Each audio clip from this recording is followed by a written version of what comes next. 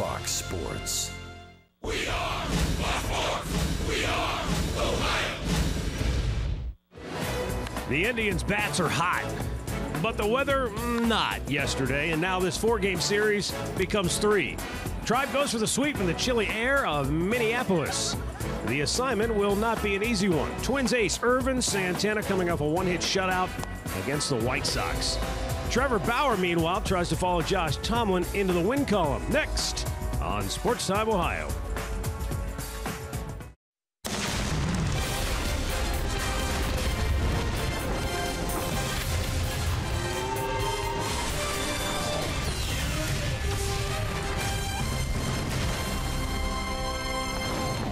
Last night was a total washout here in the Twin Cities, but today, gray skies, cool temperatures. We're ready for baseball as the Indians try to finish off now a 3-game sweep of the Minnesota Twins. Hi again, everyone. Matt Underwood alongside Rick Manning. Tribes won 2 in a row, 3 out of 4. Why? Offense. They're starting to swing the bats well, and when you get 3 guys all hot at the same time, these are usually the kind of results you see. We knew it was going to happen. It's just a matter of time. The top of the lineup starting to get some key hits, and when you look at LINDOR and Ramirez and Brantley and up in the 3 spots, they are going to be awfully tough to get out. And now you get a home run from ENCARNACION. But when you look at Francisco Lindor, he is on a career-high 12-game hitting streak, scored 13 runs. Michael Brantley starting to chip in. He's getting some big hits. And maybe the hottest, Jose Ramirez, hitting over 500 in his little streak. And that's nice to see. You get the offense, you score early, and you let the pitching take over. Indians will have to beat the Twins' best on the mound today. Ervin Santana gets the start. Trevor Bauer goes for the Tribe. We'll be back with the play-by-play coming up. We'll check in with Alan Jensen back in Cleveland. We'll also hear from Andre Knott before today's first pitch.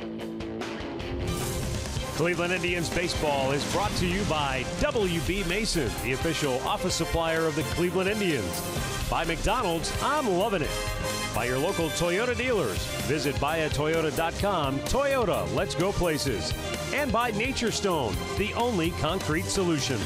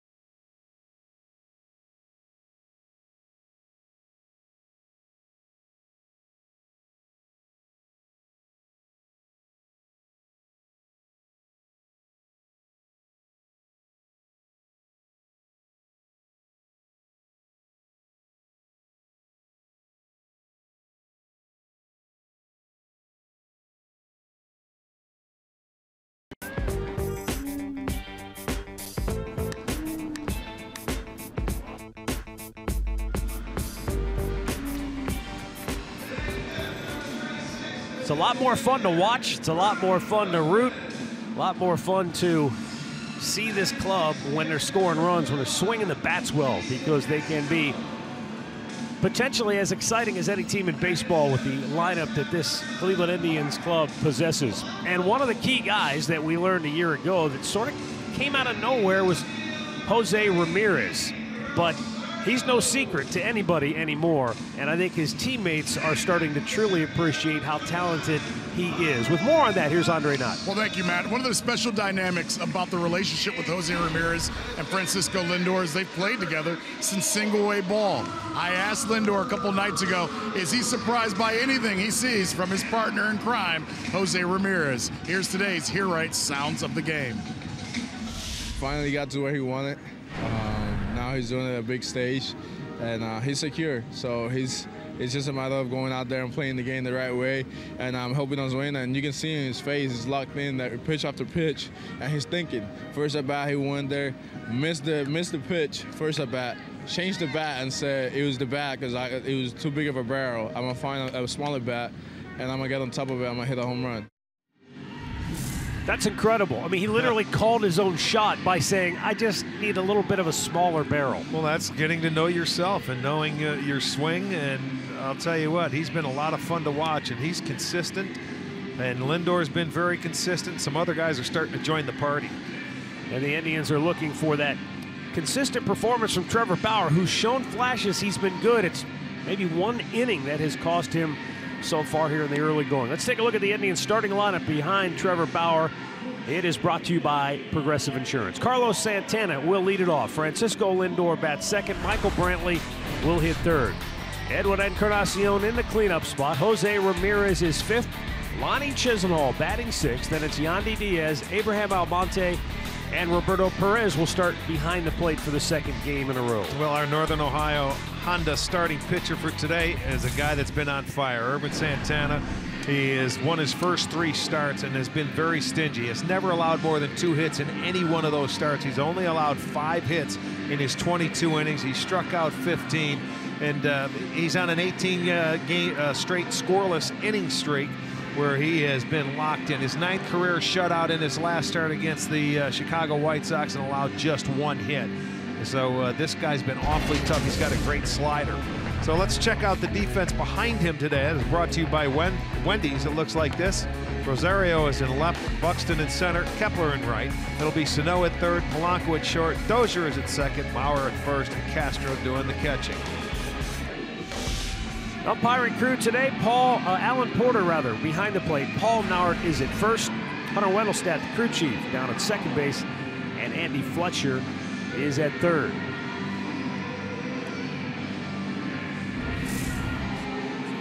Game time temperature will be in the low 40s. We'll get the official announcement after the first pitch, but about 43 degrees and might not get any warmer than that.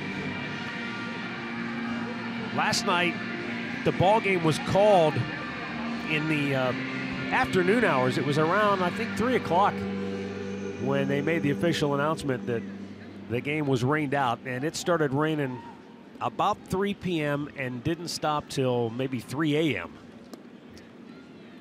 And it was still some remnants this morning when we boarded the bus to head over here to Target Field, but the rain has moved on out. Now it's a matter of, as Paul Molitor was saying before the game, the mental toughness of the hitters, trying to grind your way through these cold conditions. Not exactly ideal for swinging the bat. Here's today's first pitch as Ervin Santana fires to Carlos Santana, and it's outside, ball 1. Yeah, you would think the pitchers would have a little bit of an advantage today if they can grip the baseball, because it could be a little slick, and Santana has a vicious slider. The ball's crushed but foul. And officially they tell us it is 43 degrees at game time. We're in Minnesota. It's April. It's dry.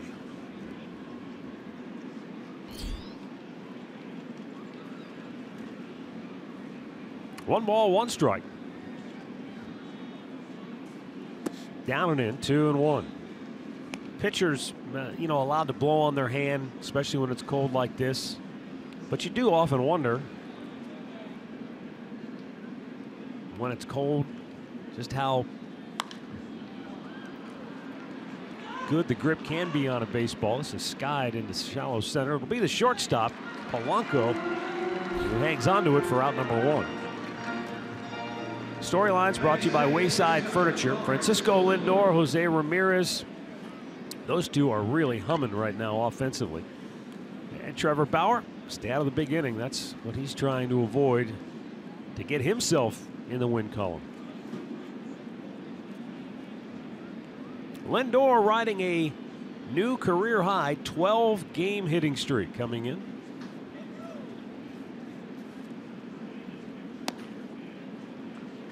We can say that when he's not listening, because like most hitters, I don't think I've ever met really a hitter who liked to talk about a hitting streak.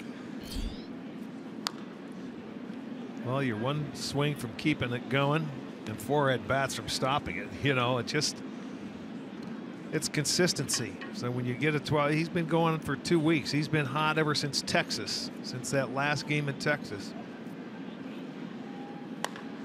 That's hammered but foul. Have you ever thought about it? I have always surmised that the reason players don't want to talk about a streak when they're going well is because in the back of their mind they know that every hot streak's followed by a cold streak. Yeah. And they want to ride that hot wave as long as it lasts. And they don't want to overthink it, I guess. You know, there really isn't. And an everyday player knows that he's got to go out there tomorrow and do the same thing again. And sometimes the baseball gods are with you. You know, you may find a few holes here and there, but he's hitting it with authority. He's not, you know, just dinking them in. He's hitting triples, homers, driving in runs. He's doing it all. And that right there, what he did, is what enables, I think, him to survive so many at bats. He can spoil pitches. Boy, sometimes the ball looks like it's in the catcher's glove and he flicks it foul. Yeah, just make contact to stay alive and live for another pitch sometimes.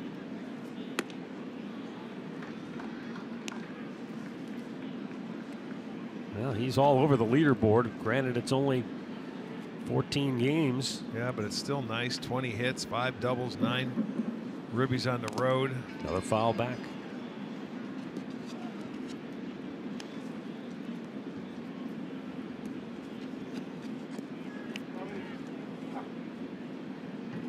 Irvin Santana. This is a matchup of 2 of the game's hottest players right now. The way Santana has pitched and Lindor has hit. And he finally strikes him out. Good fastball, just painted the outside corner. And there are 2 down.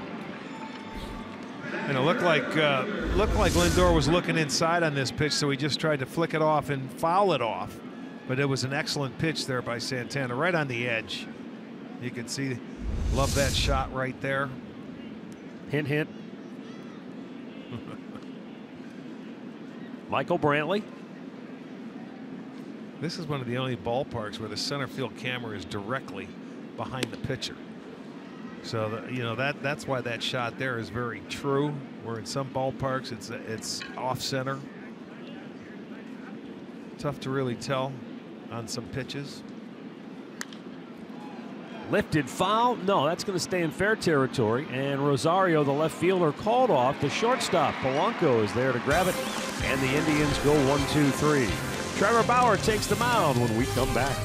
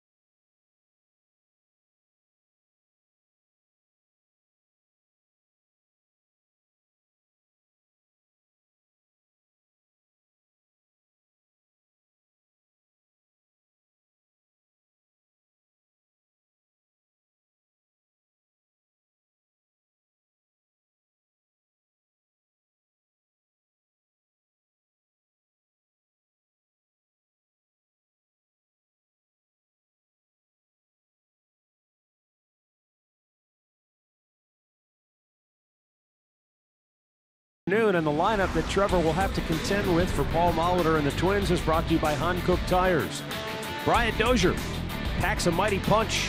He leads it off. Then it's Joe Mauer, Miguel Sano, Max Kepler, Robbie Grossman, Jason Castro, Jorge Polanco, Eddie Rosario, and Byron Buxton. 6 left-handed bats in there for the Twins this afternoon. And our Northern Ohio Honda starting pitchers, Trevor Bauer for the Tribe, he'll make his 3rd start. The 26-year-old are looking for his first win, and you mentioned he's had one big inning where he's allowed some runs. He's got to try and settle in and put zeros on the board. Offensively, the Tribe has only scored him 1 run in his 2 starts. His career 1-5 against the Twins. Last year he was 0-2 in 4 starts against Minnesota, and one of those losses came right here. Tribe goes to a shift right off the bat with Brian Dozier. They put 3 to the left side of the infield. Dozier has hit in 14 of his last 15 games against the Indians. Towering fly ball to left. Back goes Brantley. And there's one out. Check the Tribe's defense. Brought to you by Jeep. It'll be Brantley in left making that play. It'll be Chisenhall in center. Almonte is over in right. Diaz and Lindor on the left side. It'll be Ramirez Santana on the right side with Perez doing the catching.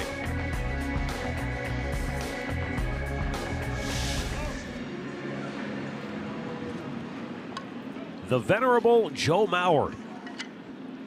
Boy, it seems like just yesterday he was the kid in that Twins clubhouse. But at age 33, he's one of only 2 players that are 30 years or older among those everyday guys. They've got a few pitchers on the staff that are 30 and over, but primarily a very young Twins ball club. Chris Jimenez is the only other guy over 30, and he's 34, but he's not going to play a lot. No. So Mauer really is the veteran leader on this Twins ball club. But you know, he's not a rah-rah guy. He's always been quiet, subdued, and that's kind of his game. You know, he's not a home run hitter. He's never been a big power guy, but you look every year, and he's hitting 300. Right. He's right around there. He's a very patient hitter. Lifted. That's what you want to see him hit it in the air the other way. Brantley again, 2 down.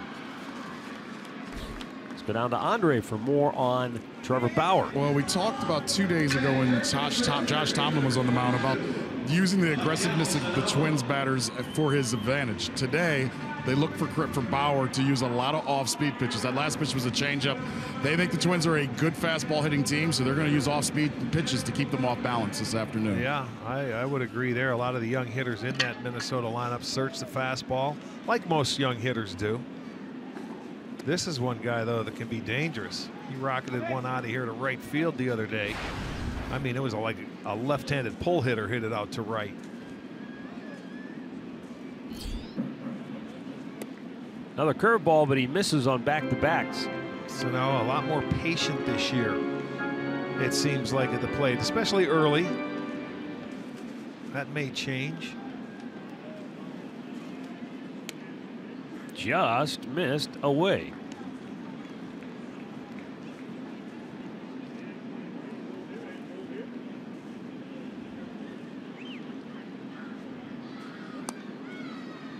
And he walks him on 4 straight. Now, I don't know that that was intentional, but maybe not a bad idea. Miguel Sano, he poses a potentially very scary proposition for the rest of the division, Rick, when you figure he's already homered against every other team in the division, and the season's only 2 weeks old. Yeah, he's, well, he didn't see a fastball in that at-bat, so it looks like Trevor didn't want any part of him. He didn't even show him a fastball. Now Max Kepler. He looks at a fastball, and it's away for ball 1.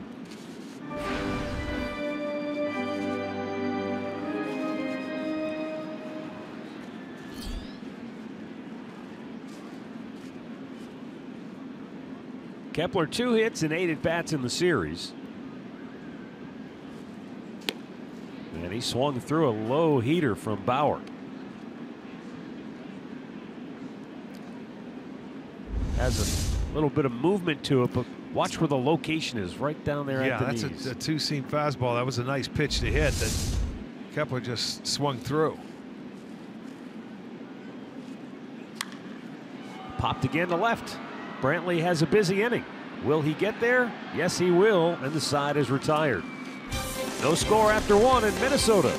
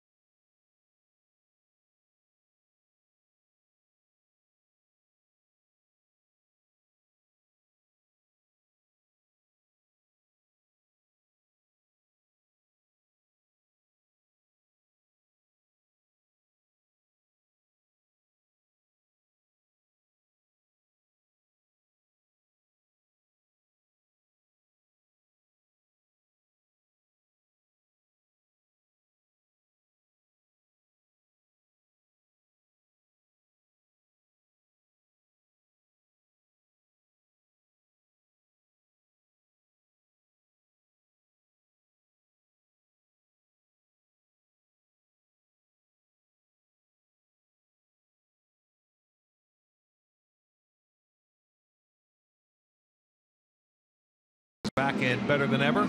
Watch every out-of-market game live, at home, in the office, or on the go for just $19.99. Visit MLB TV for the details.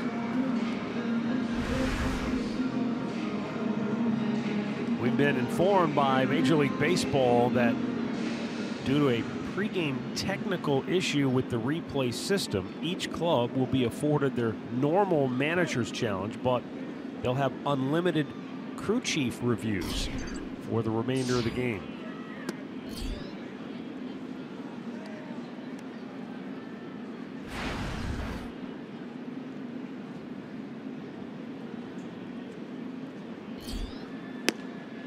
Edwin Encarnacion taking a strike. Hit his second home run of the year and the win on Tuesday night. Encarnacion, decent numbers against Santana. 7 for 25 with 3 homers, 5 walks as well. Missed in off the plate, and it's 3-1. You know, that's something too, Rick, when you have a history like Santana has seen Encarnacion over the years. Does he look at Encarnacion the way he's hitting right now, or does he take that full body of work? I think the full body of work. He knows what he's done to him in the past. And he's got to worry about the guy on deck, too, because the guy on deck has been very hot. Ramirez, he's 9 for 13 against Santana. And that's not easy when this guy, you consider, he's only given up 5 hits in his first, now being 4 starts. Yes. Low. He went. No. He did not go, and it's a leadoff walk for the Indians. Edwin Encarnacion heads down to first. Well, Santana in his last start, 1 hit. The White Sox, you see a nice little 2-seamer there. That slider goes straight down. That's a nasty pitch right there. 9th career shutout. And he was brilliant. 107 pitches, 72 strikes. Double play ball right at the second baseman, Dozier. Kicks it to Polanco, back to Mauer. And quickly, Encarnacion is erased.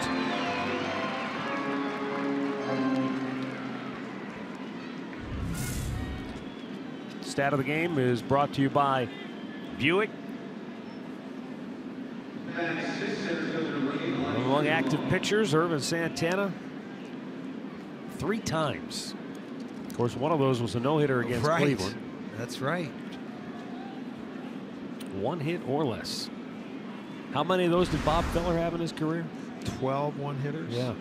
Yeah. Amazing. Between him and Nolan Ryan, those guys, and, you know, on any given day, there's stuff you could go out there and pitch a no-hitter. That goes to show you how tough it is. Hyde on the pitch to Lonnie Chisenhall. Yeah, his no-hitter against the Indians came July 27, 2011, when he was with the Los Angeles Angels. Did allow an unearned run. Walked 1 and struck out 10 in that game. But only 5-11 in his career against the Tribe, with a 4.35 ERA. They got him early in his career. That's a good fastball, located well. 3-1. 3-0. You just don't want to groove one middle in, because sometimes hitters are sitting for that pitch on the 3-0 count. And Lonnie ends up taking a walk, so 2 walks in the inning. And it will bring up Yandy Diaz.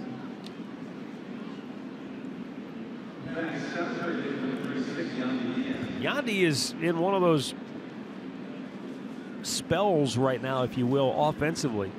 He's 0 for his last 7, but that's not really the story. He swung the bat well. It's just that in his last 49 at-bats, he does not have an extra base hit. And this is one of the, if not the, strongest guys on the team. And we saw him in spring training really wear out the gaps the opposite way. Had one of those kind of hits early this year.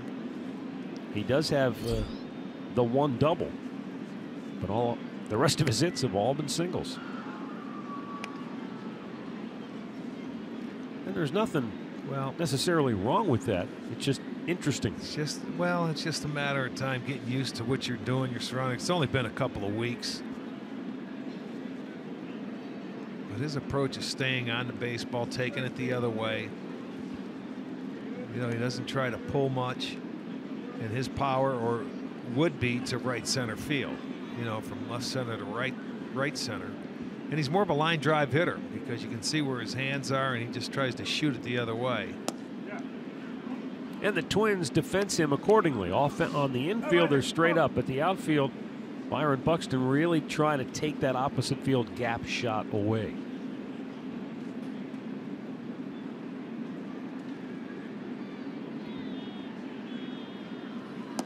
Two 2-1 is down and in. 3 balls and a strike.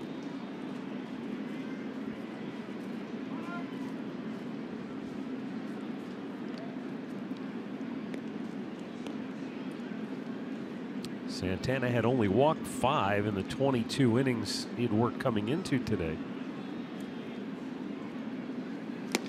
Swing and a miss, full count. Went right at him. 3-1 fastball. Looked like it was elevated about the belt. Take a look at it on the Nissan pitch tracker. They're sitting away, but it's there. You'll see it right there. It was about belt high, and he swings through it. And now Chisenhall will get a head start. And the payoff pitch. Swung out and missed. He threw it by him again. So Ervin Santana walks 2 in the inning, but a double play ball and a strikeout get him out of trouble.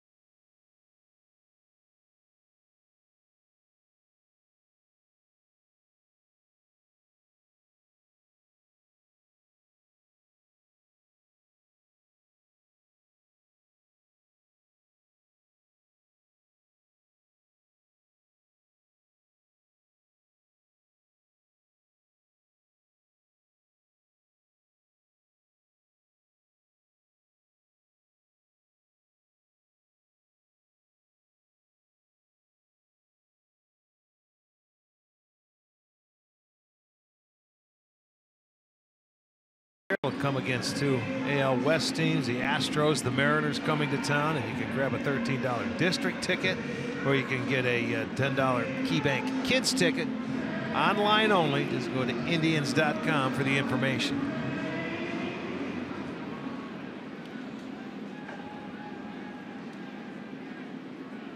Trevor Bauer goes to work now here in the second inning. Robbie Grossman will lead it off.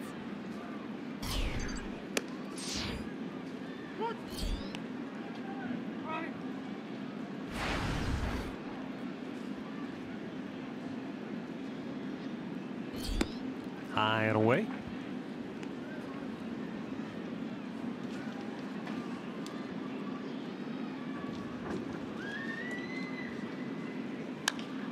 Little tapper towards second.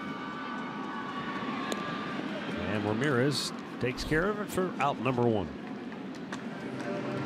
Injury report brought to you by the attorneys at Elk & Elk. How about Clay Buchholz? Yeah, I saw out again. I was going to say, I thought that was 4 to 6 months. It is. Yeah, that's, ooh. Well, as if the Blue Jays don't have enough problems right now. They lose Jay Happ to the DL. Toronto won last night, but they've dropped 11 games already, just 3-11.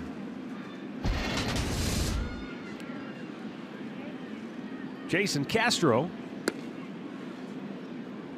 Twins catcher takes it up high, ball one.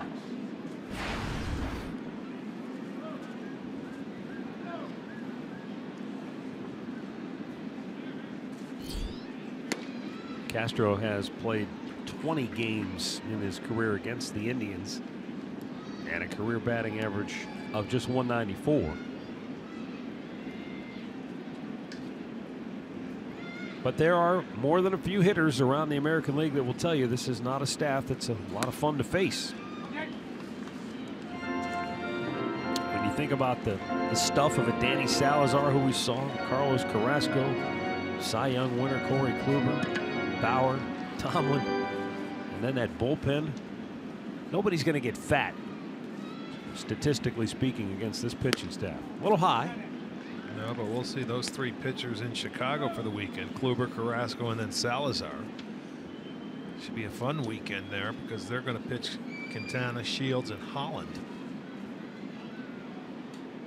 And now the 3-1. There's a strike and a full count. Oh, that pine tar stuck just right. He was ready to flip that bat, and then he heard the call.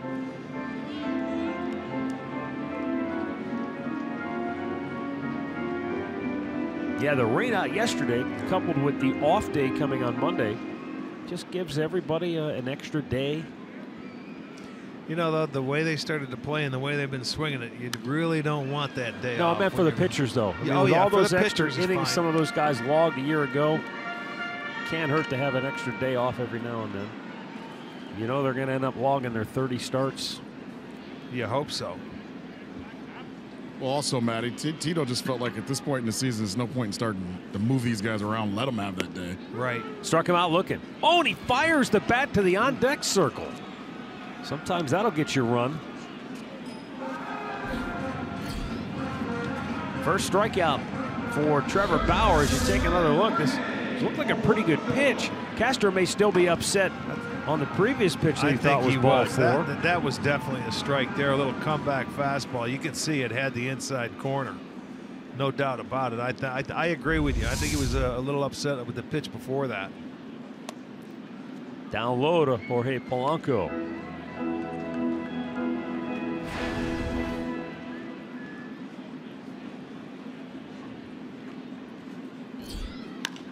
Swings hard, sends it to center. And a quick inning for Trevor Bauer and the Tribe. No score after 2.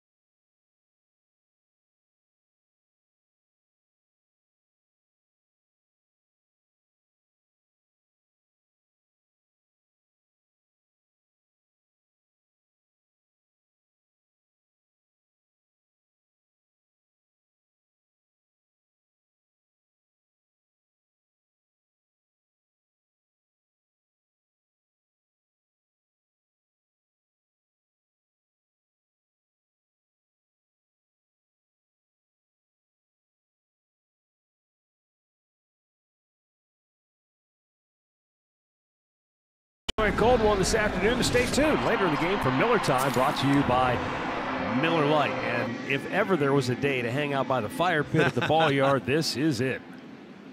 Looks like fire coming through ice.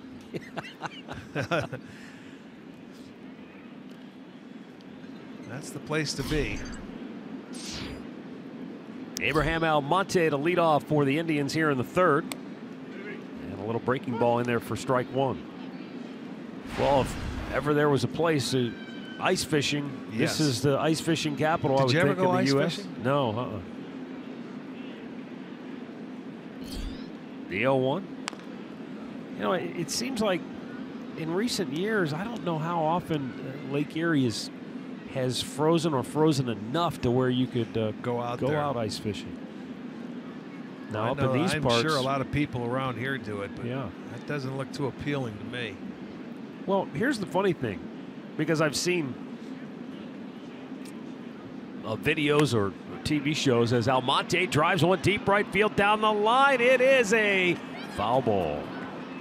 Not quite enough distance. I've seen movies, or not movies, but the TV shows, maybe documentary style things about ice fishing. Some of these huts these guys build on. Oh, I know it. It's like home. I know. Yeah, they got a TV in there, the fridge. Like the movie Grumpy Old Men. Yeah, I'm not sure that you could actually qualify that as fishing. Yeah, right. I mean, you cut a hole in the ice, you drop a line down there, and you just wait for something to happen. That's right. Hopefully you catch some dinner. And how many times have you seen a video, 0-2 pitch is low, somebody having their car out there and ice isn't quite, and the car goes down, yeah. Boom. Yeah, the guys that pull those out of the water, they just probably can't wait for ice fishing season. Got him looking. Now Monte not convinced, but that's 3 strikeouts now for Irvin Santana. And so far, first time through the order, the Indians do not have a hit. He has walked 2, but now he has struck out 3. Well, you watch this one going down, and well, it looks like it's on the box. It has the plate. You know, you may think that's a little low, but if that's right at the knees.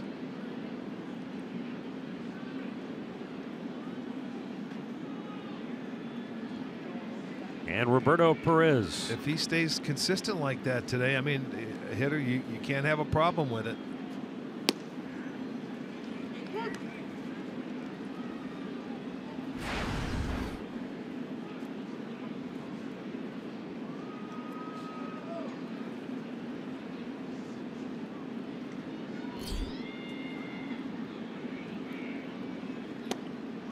And that fastball just in off the corner. 1-1.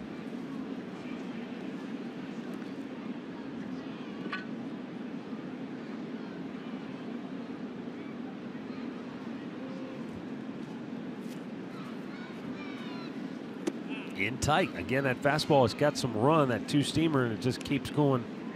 Maybe a ball to 2 ball widths in off the plate. Yeah, that's like a vicious combination. You got that 2-seamer running into the right-handers, that slider going straight down.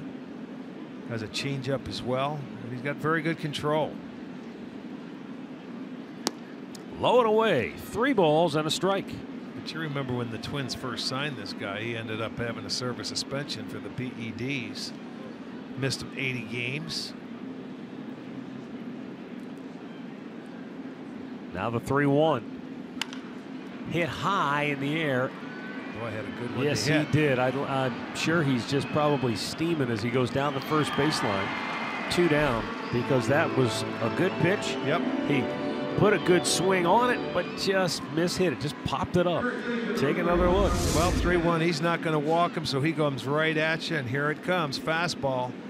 This may be a little too big with that swing. Got underneath it and popped it sky high.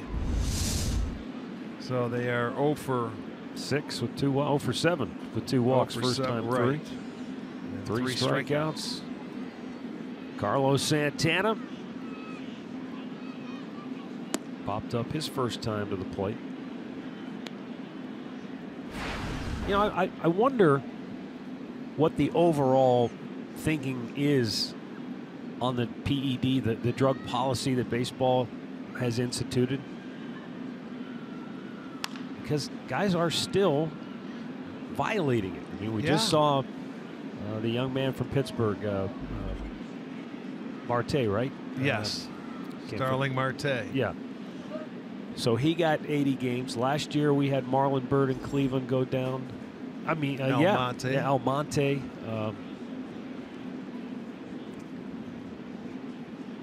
Of course, if you're suspended, you're not eligible for postseason.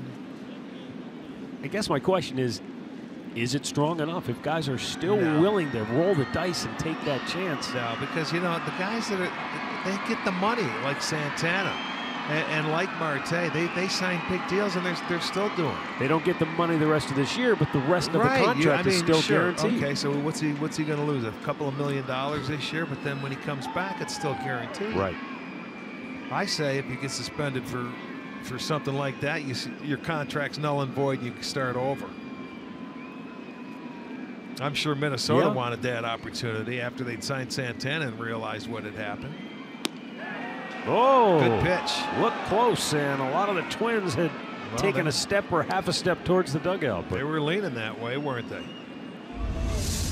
It's going inside. Does it get the corner? Wow. I'll tell you, it's a tough one. Let's see. That was inside from that look right there. Umpire sitting right in there, too. Fouled away. Then he goes back with a little two-seamer away. That gets your attention, though. Sometimes that's one of the harder pitches to get called a strike is on the inside edge, even though they're sitting in there. But it did look like it was maybe a ball width inside. Only Santana could take that pitch and get away with it.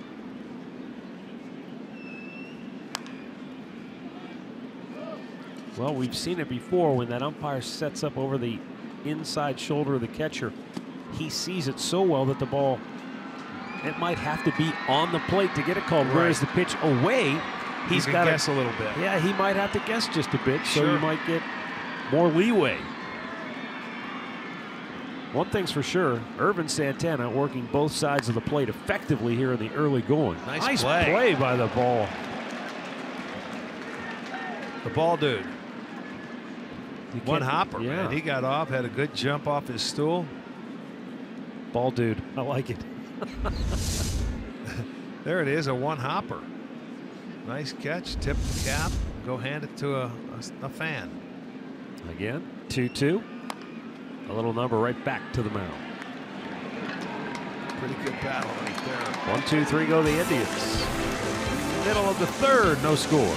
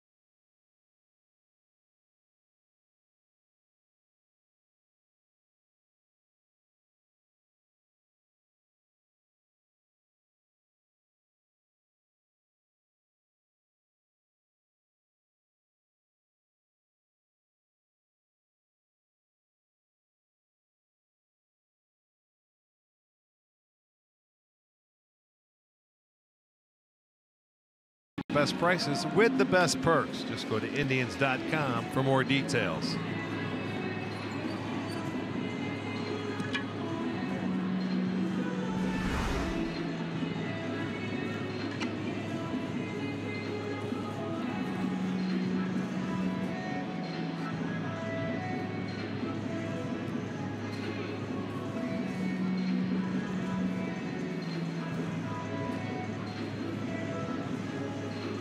Eddie Rosario going to lead off for Minnesota here in the bottom half of the third.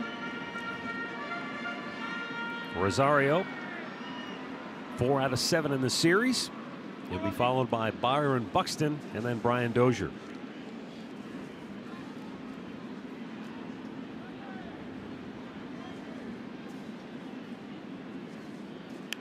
Pops it straight up, foul territory. Roberto Perez with a great sliding catch. On his knees. That was a very nice play. Perez that blew a hole in his pants. Well, he turned his the knee guards. Watch, he's down on one knee and he popped it up, Rosario, as he pushed it. Perez picked it up nicely. Sometimes that's hard for a catcher to find the baseball. And you can see the shin guards almost turn around. But he's able to make the play, and that's an out on one pitch. Nice play.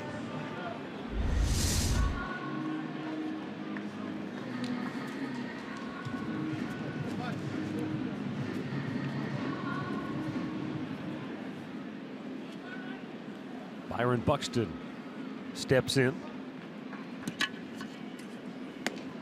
Paul Molitor refers to this as sort of his regular lineup. I mean, he's juggled it a lot already here in the early going, but he said if you look at what we have here, this is probably as close to a regular lineup as they're going to have, with Buxton batting down at the bottom part of the order.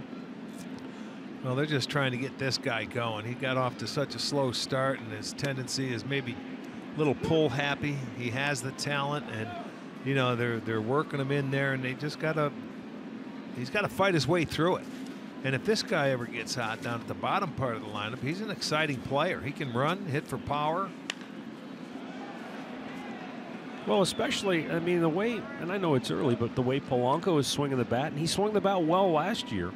So you got a nice middle infielder, and he gives you maybe some energy at the bottom part of that lineup as well. Well, the thing, you don't expect the Twins to hit a lot of home runs. There's a nice great curveball. Pitch. I mean, that was terrific.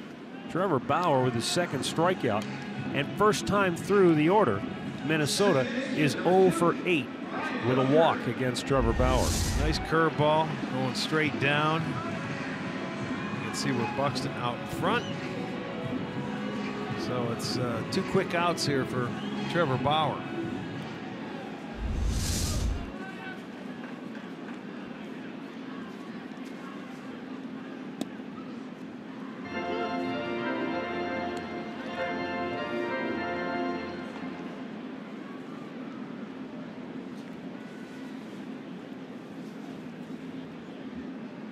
Brian Dozier flied to left first time up. This one's lifted foul down the right side.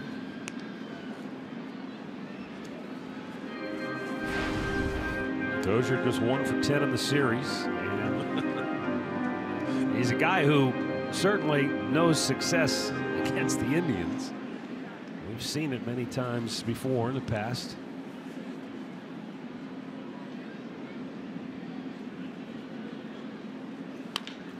Hard hit ball, but Lindor shifted over, throws him out. And another 1-2-3 inning for Trevor Bauer, who has retired 7 straight.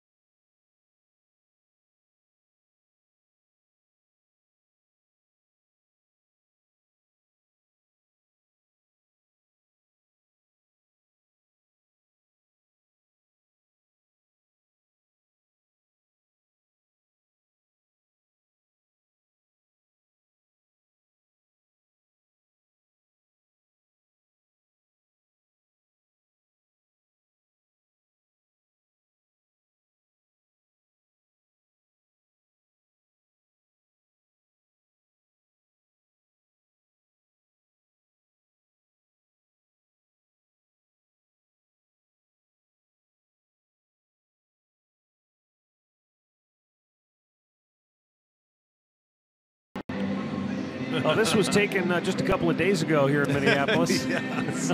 This was last night. We went out. This is the real ice fishing program here. And some of these folks feel like that might have been last night, as chilly as it is. Well, at least they brought their blankets today, their hoodies. They're dressed for the occasion. Francisco Lindor struck out his first time up.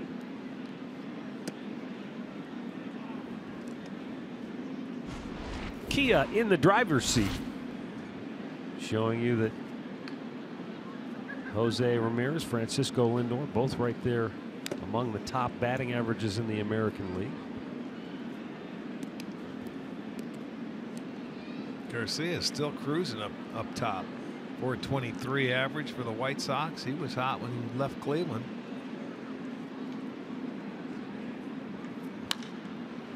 Had him out on his front foot. And the center fielder Buxton makes the catch, one away.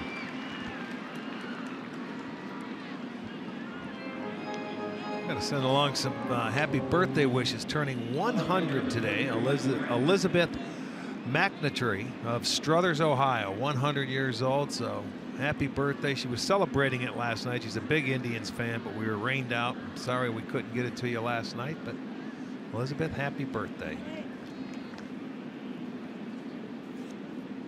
You ever been to Struthers? I have. Yes, indeed. Combination of the Bochenik brothers hang out in Struthers. That's what made me think of it initially. The Struthers brothers. That's right. Michael Brantley popped up to shortstop his first time up. Kenny and Tommy. There's a line drive base hit into right center field, and the Indians have their first hit today. Third base runner of the game. Our great clip of the game from Tuesday. Edwin Encarnacion sending one to the cheap seats in left. His first home run since game 1 of the season. But you know, when you think about it, over the last 5 years, only Miguel Cabrera has driven in more runs than Edwin. That's impressive. That's pretty good company right there. Yeah, no doubt about it. 550 runs batted in the last 5 years. And that's what Tito continues to say when people ask him about his early struggles here through the first couple of weeks, is that, look, as cold as a hitter can be, they can get equally as hot at any point, at any moment's notice. Well, you look at track record, and he has a track record. And, you know, when it's all said and done, you would expect him to be right there at the end of the year. A couple of good takes on that fastball inside. Shows him inside, probably looking to go back outside on this pitch.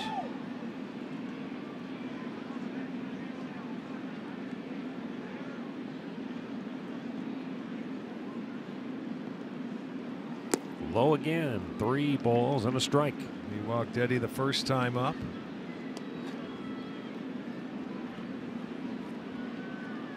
Now Jose Ramirez waiting for a shot at redemption. Bounced into a double play his last time up. And Eddie just ropes one into right field. And the Indians have back-to-back singles here in the 4th. How many times have we seen him do that this year?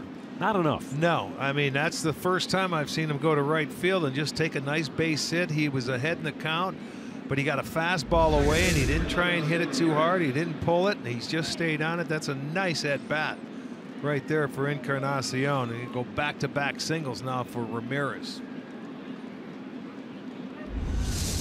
And it will bring up Jose, who has already, as you see the 6-game hitting streak for Encarnacion, Ramirez has 6 multi-hit games already this year. That's second most in the majors.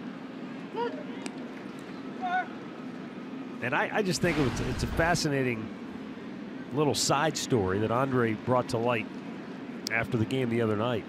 That Ramirez in his first at bat hit a fly ball deep to the warning track, came in and said, you know what, my barrel's too big, I got to go to a different bat. Next time up, blasted it out of the park. Foul ground, SANO makes the catch, 2 down. You know, Matt, the best part about that story with Jose Ramirez, a couple days before that, remember he told me he was going to get 4 hits? Yeah. And I had a fan ask me, they go, man, that guy really believes in himself. It's not an arrogance with Jose, though. You know what I mean? Some guys you would see it as arrogance. It's not. He just believes in himself, and he's finally figuring out what kind of ball player he can be up here. And I think that's why all his teammates love being around him, because he's giving them confidence when he comes back and says stuff like that. Yeah. Obviously, he's a little steamed right now after popping up. 2 on, 2 out now for Lonnie Chisenhall, who walked his first time to the plate.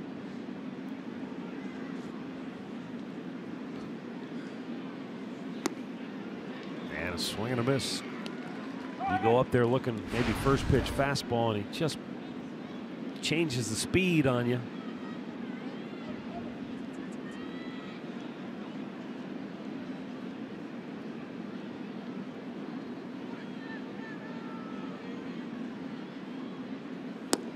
Downstairs with it. 1-1. Since the start of last year, Lonnie has batted .299 against right-handed pitching. He's more than held his own. I think what's even that number to me maybe isn't surprising, but and I don't have it right in front of me, but he's done a nice job against left-handed pitching on a not of occasions. Think about David Price in the postseason. Big home run he hit off. He doesn't get the opportunities because they pick and choose. Which, not saying he can't hit left-handers, but he's not like one of those guys who's completely immune. No. It's just that last year the way it was done with Rajai Davis here, Tito had a platoon system going, and so far this year it's the same way where Austin Jackson gets a start against left-handed pitchers. And Chisenhall goes out there and he'll play center now against righties. That's just the way it's worked out here. With 2 strikes, the center fielder Byron Buxton moves over toward left center. That's in the dirt, the runners hold.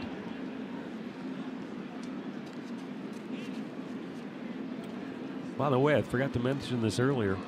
Tampa Bay's out to a 4-1 lead over Detroit. They're only in the 2nd inning. But the Tigers began the day in first place in the Central Division at 8-6. Everybody else, the Indians, White Sox, Twins, and Royals, all 7-7. So 14 games in, and they're all bunched together.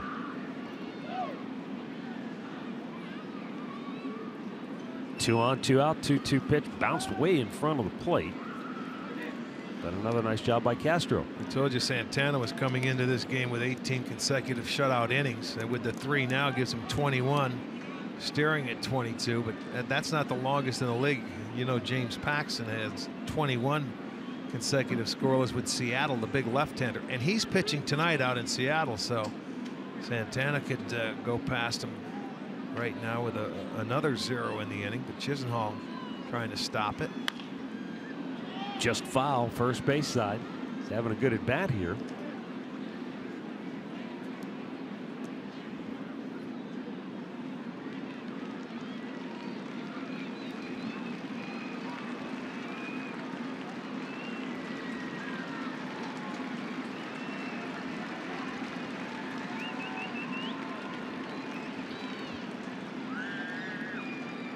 Runners go, 3-2 pitch.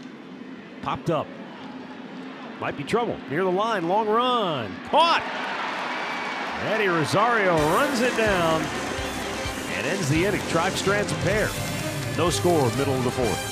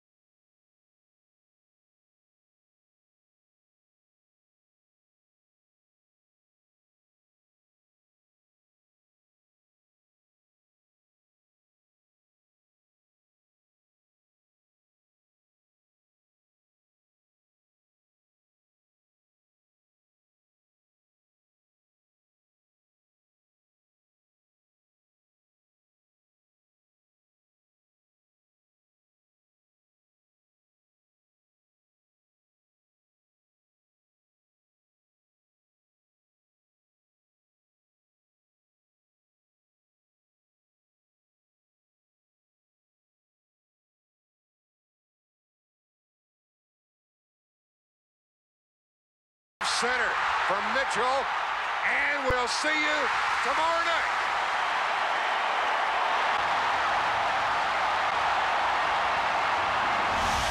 One of the most iconic moments in World Series history, and there's the seat that ball hit in left center field. Jack Buck, the great veteran announcer, many years, of course, the voice of baseball and television, but most fans of the Midwest know him as the voice of the St. Louis Cardinals. But in that World Series, he was on his game. Well, that was a good World Series. Yeah, home team won every game, if I remember right. No, that was the '87 World Series when the Twins beat the Cardinals.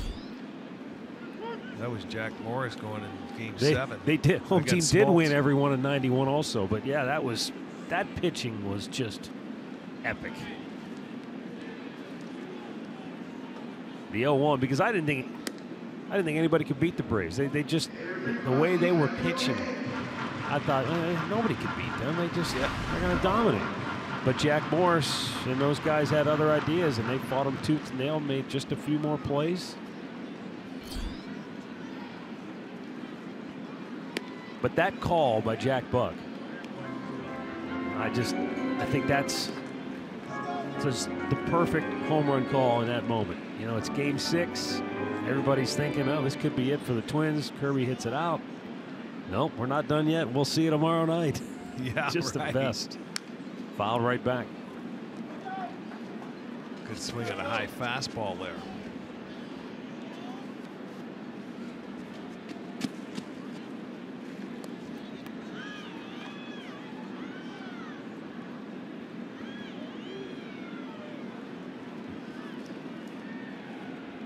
Joe Mauer fly to left. First time up, and Bauer misses up high. Full count. Mauer has hit in 11 straight against the Indians. 3 for 9 in the series.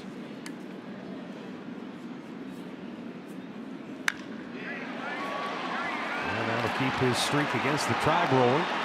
And it's going to go to the middle of the warning track. A leadoff double for Mauer. His first extra base hit of the year right there. Plugged the gap in left center field. It's been singles all year up until that swing right there. And you're going to see they want it inside, and it leaks out over the plate. It stayed belt high away, and that's right in his wheelhouse, going the other way. First hit for the Twins. First extra base hit of the year for Mauer.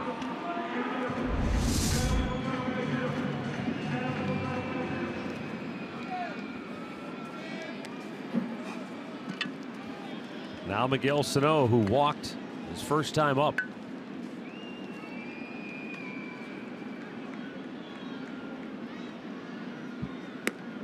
It's upstairs, ball 1. First time up with the bases empty. Bauer really didn't come close to throwing Sano a strike. Whether that was intentional or not, we don't know.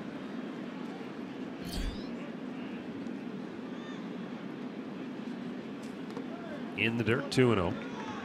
It's been 6 straight to him. We have another birthday wish we got to send along. Dolores Zimmerman, turning 85 from Richville. Happy birthday. And happy anniversary wishes to Dale and Barb Milano in Ashtabula. They're babysitting their grandsons, celebrating the anniversary, watching the Tribe. Nice. Sano tried to hold up, but he went around.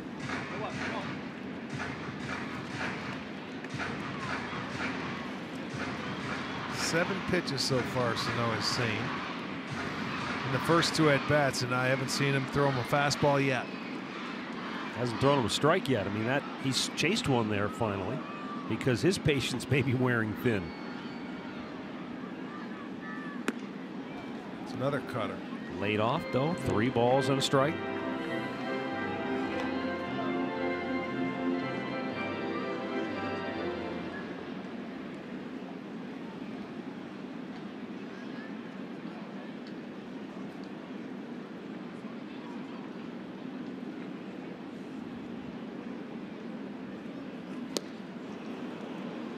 Nice slider. That had some tight break to it. Probably looks like a fastball, and then just probably off the plate a little bit. But I mean, close enough where as a hitter, you're thinking 3-1 count, you're looking to do some damage. And a hitter who hasn't seen anything to hit, Yeah, like right. I said, his patience is maybe starting to wear. He wants to get involved here. Let's see what Bauer dials up. 3-2. Same pitch, struck him out. Came right back. Good job by Bauer to come back on him. That's his third strikeout this afternoon, and the first out here in the fourth. Came back with the same pitch that he was able to get him. This one was more on the plate. That one he had to swing. The 3-1 pitch was a little more off the dish. That was a perfect pitch there by Bauer. Well done. Now Max Kepler, who fouled out his first time up.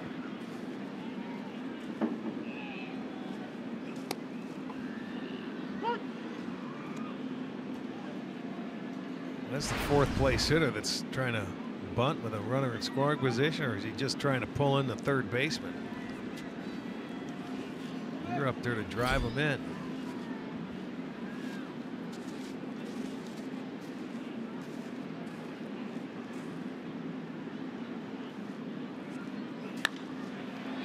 In the air, center field, that's dying. And that's going to get down. And terrible read by Mauer. So he'll get to third, but that's a ball he could have easily scored on had he gotten a better read on it. Well, that's again, that's knowing where the fielders are, and I don't know if he would have actually been able to go ahead any earlier, unless you take that chance. And if he dives for it and catches it, that's okay. You see, he fights it off inside. You see where Chisenhall had to come from, a long way, and he wasn't going to get there. Mauer just wasn't quite sure, and then when he realized that it was too late to do anything else. So it's first and third now. And the batter is Robbie Grossman, who grounded out his first time up.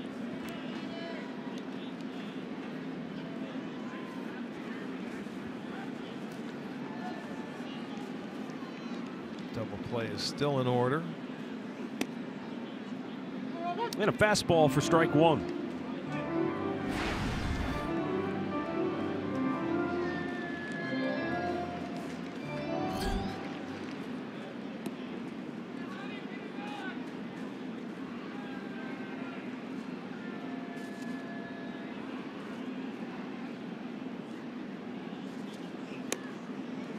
Oh,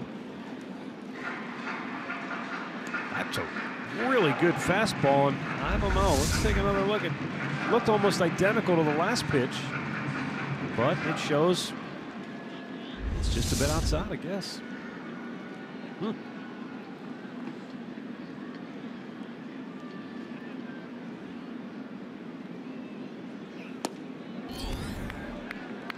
Wow. Stingy.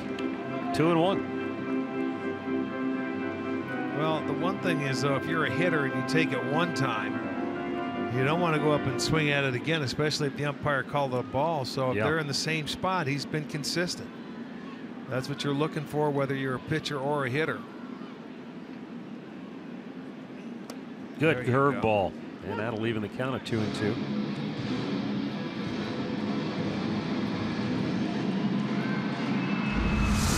Comes the curveball. He started on that outside plane, and Grossman doesn't pull the trigger. So he evens the count there. Trevor looking for the ground ball to one of his infielders. Fouled off. Well, Robbie Grossman was in spring training with the Indians last year. Started the season at AAA Columbus. And then Minnesota really just kind of took a flyer on him. Hit .280 last season. Off to a good start this year. Yeah, he's reached base safely via hit or walk in 11 of the first 12. The last 9 games that he has started, he's got 4 doubles, 4 RBIs.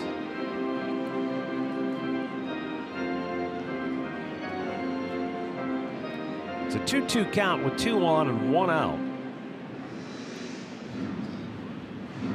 Perez wants to be sure that he and Bauer are on the same page with what they want to do here. You've got Grossman then the left-hander hitting Jason Castro to follow. As Rick said, he'd love to get a double play ball. Grossman hit a ground ball to Ramirez at second base his first time up. He'd take that same one, roll over on a little two-seamer away. In the dirt and a full count. That was a little changeup by Trevor.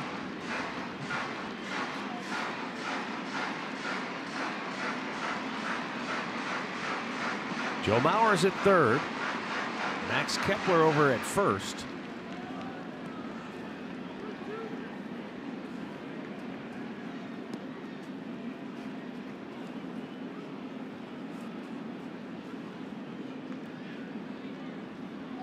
Toss over. I'm thinking that you have to start your runner here 3-2. Grossman with a very good eye at the plate. He's walked a lot. He's got an idea of the strike zone, but if he likes the pitch, he's going to go to hacking, and you can stay out of the double play. He has struck out 7 times in 12 games. He does not go, and it's fouled back. Surprised me.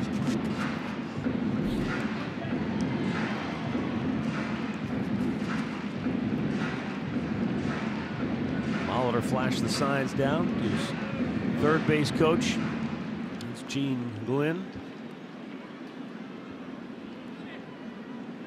See if Kepler may be running this time.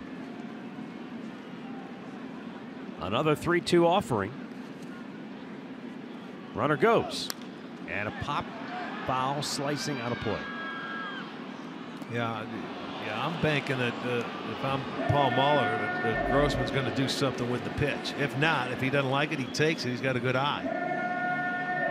Any reason he didn't have it on the previous pitch and then put it on? I don't know. I don't know, but I think I would start him because you're just looking to try and get a run on the board right now for Santana, who's on the mound. Try and score first. You don't want to sit back and let a ground ball end this inning. Runner goes. And it's ball 4. Oh boy, it's a good thing that LINDOR picked that one. That was, see what I'm saying? He's got a good eye at the plate. He spit on that pitch inside. He drew the walk, but with that throw, it's a live ball. If that ball gets through, Mauer was thinking of coming home. I mean, it was on the inner part of the plate. It's a pretty good pitch, but did it come back enough? Alan Porter says no, but there's a nice stop there by LINDOR. That ball is live. It's in play, even though he walked. So now they have the bases loaded. Paul Molitor was asked before the ball game about Trevor Bauer and the fact that it looks like it's been maybe one big inning that he's been susceptible to. And the one thing that Molitor noted is that Bauer is a guy who can maybe let his emotions show on the field, and when things don't go well, that's when teams really take advantage of that, and they tend to pounce. Yeah, they do. They read it. Anytime you show emotion on the field and don't think that they don't sense it. He's got to bear down now with the bases loaded and 1 out. Jason Castro was called out on strikes his first time up. I didn't necessarily agree with a couple of the calls from Alan Porter that first time. Remember, he was 3-1 pitch he did not like. Foul down the left side, and it's 1-1.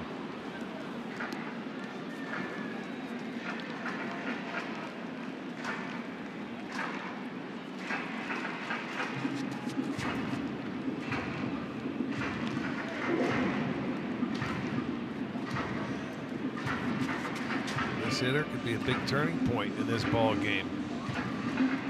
The way Santana's pitching.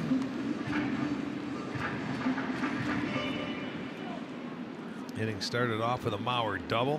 You got SANO to strike out, then a base hit and a walk. They set it up. Time called by Castro.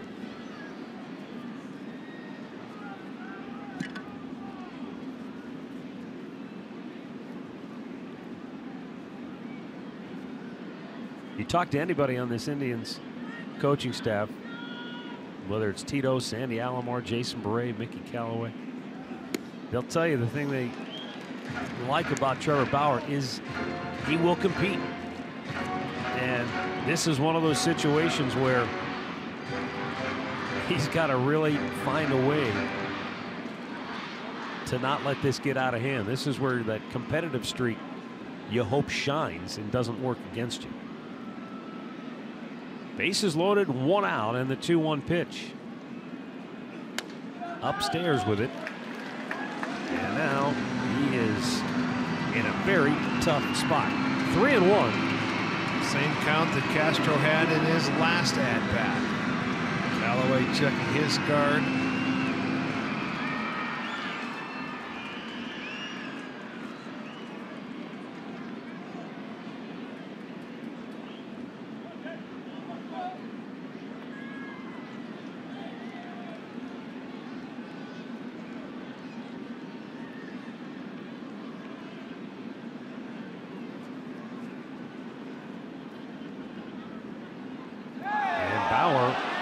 Spike caught. So that'll be a balk, and the Twins will take the lead. Everybody moves up 90. Mauer coming home. Now, how often do you see that? It's pretty rare. Pretty bizarre. Let's see. His back foot as he's driving. Let's see the front, the heel. That foot slipped off the rubber. See it come out of that toe hole. I don't think I've ever seen that happen. His foot literally shot backwards towards second base. It sure did. It came off the rubber and went to the top of it for that balk. So everybody moves up. Strange. Twins take the 1-0 lead on a bases loaded balk here in the 4th. And a good fastball in there, full count. We saw a balk off a few years ago with Al Albuquerque. He didn't drop the ball, right? He just kind of had a weird flinched. He flinched. Man was on third base. I think it was Rayburn.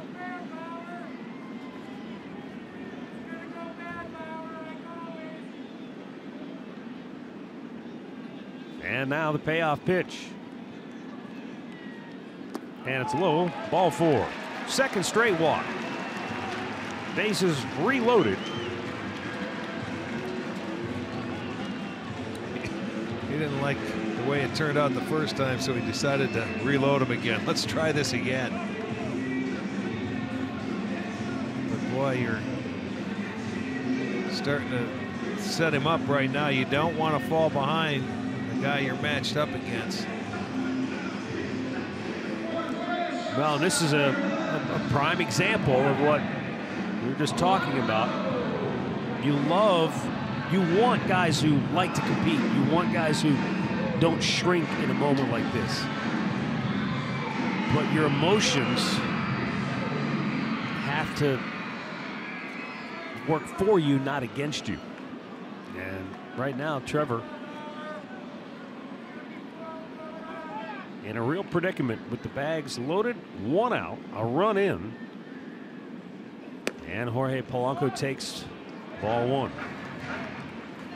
Number of close pitches in the inning. And Bauer with a long stare in. Well, you know, feel like he's getting the squeeze. Well, he's losing the command a little bit. I was just wondering why he doesn't go with the full windup.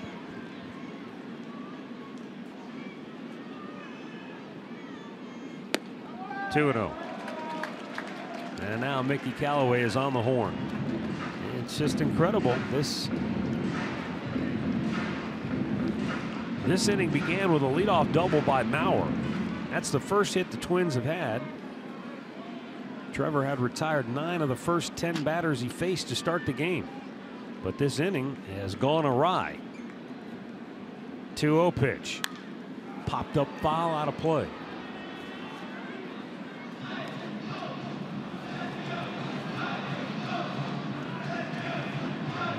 Bauer can still get out of trouble here. Sure. But if you're Tito and Mickey in the dugout, you might not want to wait till that happens. So they've got Nick Goody getting loose just in case.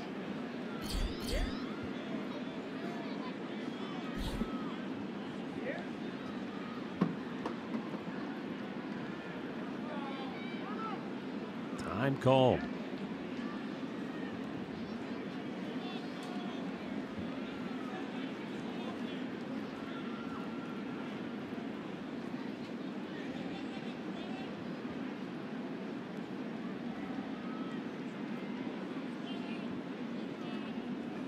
Up and away. 3 balls and a strike.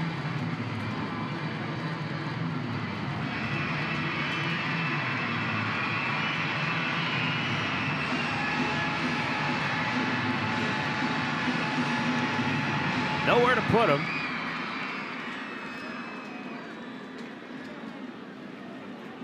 See how aggressive Polanco is in this situation. Well, he's looking fastball. I can guarantee you that. Got it.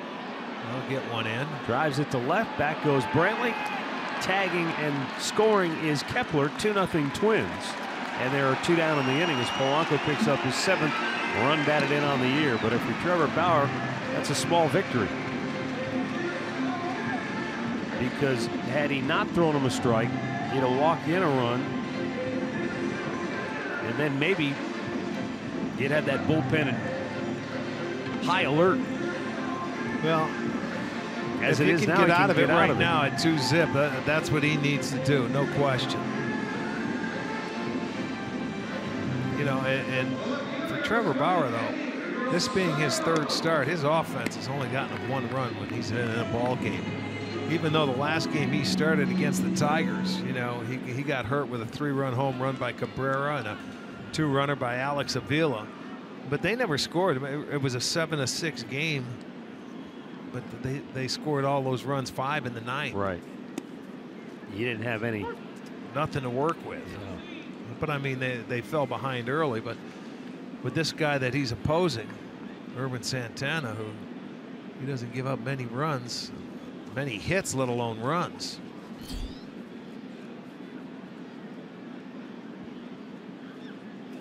Breaking ball. And it's 0-2.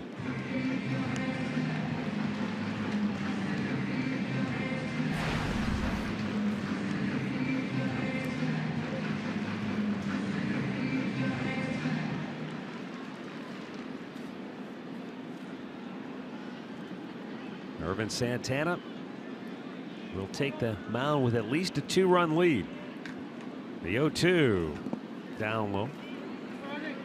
When he goes back out for the 5th. Hits even at 2 apiece. Twins getting 2 hits, 2 walks, and a balk here in the 4th.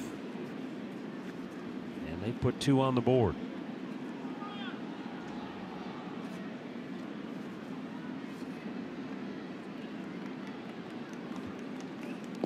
He went around, and that'll end the inning.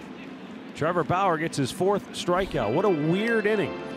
2 runs, 2 hits, 2 walks, a balk, 2 strikeouts. 2-0 Minnesota.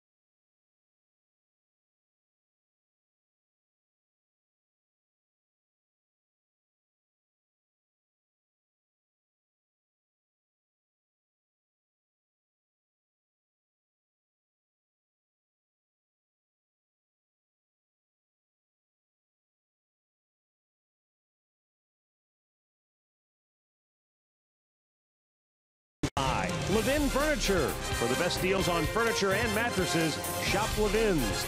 And by Cleveland Clinic, Express Care Online. Download it now for free. Cool and cloudy in Minneapolis. And the Twins have taken a 2-0 lead. Now in the 5th inning, Yandy Diaz, Abraham Almonte, and Roberto Perez due up. Irvin Santana has allowed 2 hits. He's walked 2. He has struck out 3.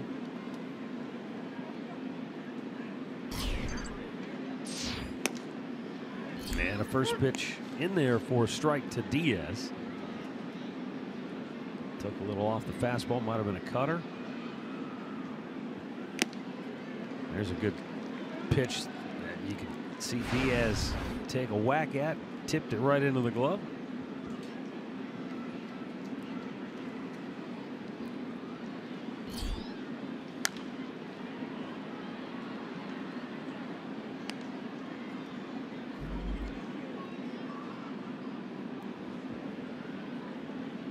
Diaz struck out his first time up, and Santana went at him with just fastballs. Yeah, that first time he got him with a fastball above the belt.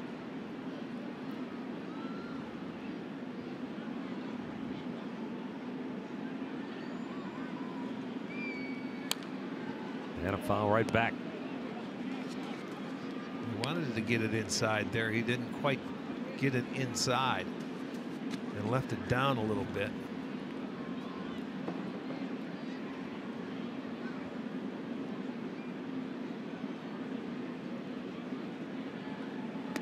Low again, 2-2.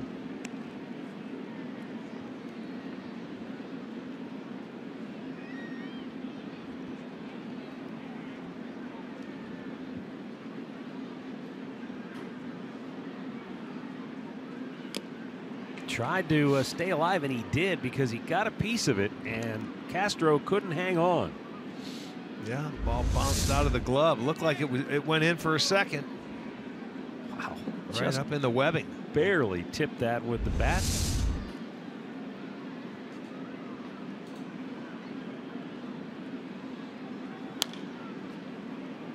Fouled away. Diaz staying alive.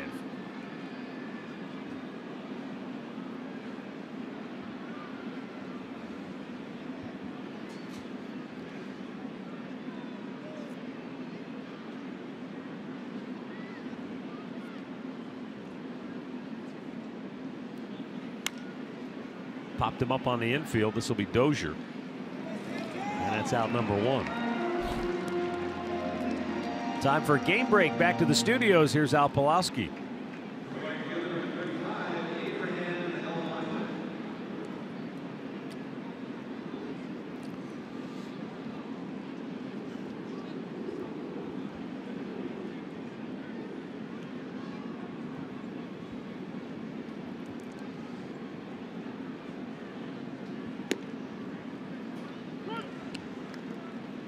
Yeah, that game's still just in the 4th inning.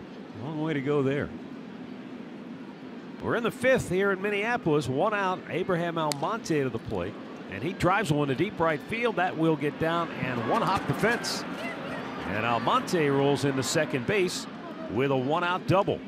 That's the 3rd hit for the Indians, and their first extra base hit here today. There you go. You get a guy in scoring position. This will be our yellow would bring in the lumber, and I think he hits a changeup right there that was down, and he pulled it into the corner. So he got a good wood on that one.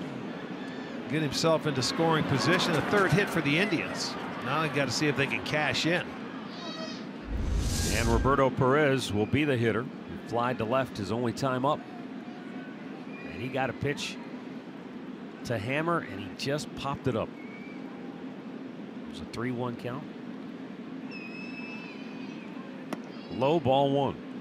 Paul Molitor said something before today that I thought was really interesting, because, you know, think of him, obviously this is kind of a native son, but most of his career you think Milwaukee, right? Right. He said that you get more days like this in Milwaukee in the early spring than you do here in Minnesota, and he said You know, with Milwaukee, it's a lot like Cleveland. You got the lake. Right. You get some of that effect. Perez pops one off the end of the bat. Hangs up in the air, though. Buxton runs it down. And they are 2 away. So I think most people think, boy, Minnesota cold early in the year. All that. He said it's actually worse than Milwaukee in the early part of the season. Well, the one thing, the difference between Milwaukee and Cleveland, Milwaukee's on the west side of the lake and not, you know, the south.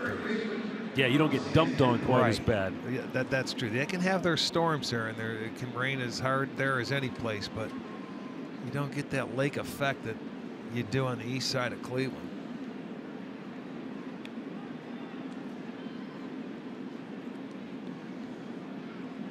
Carlos Santana has popped up and grounded out.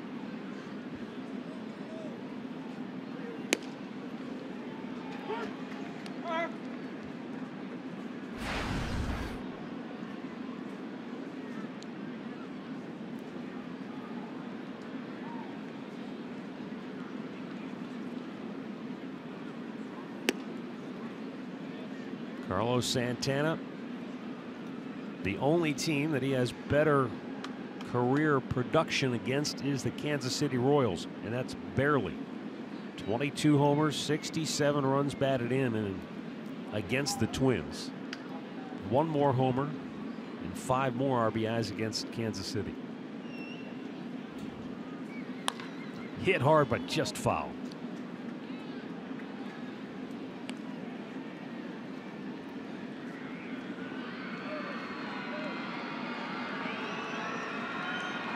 He's always made himself right at home here at Target Field.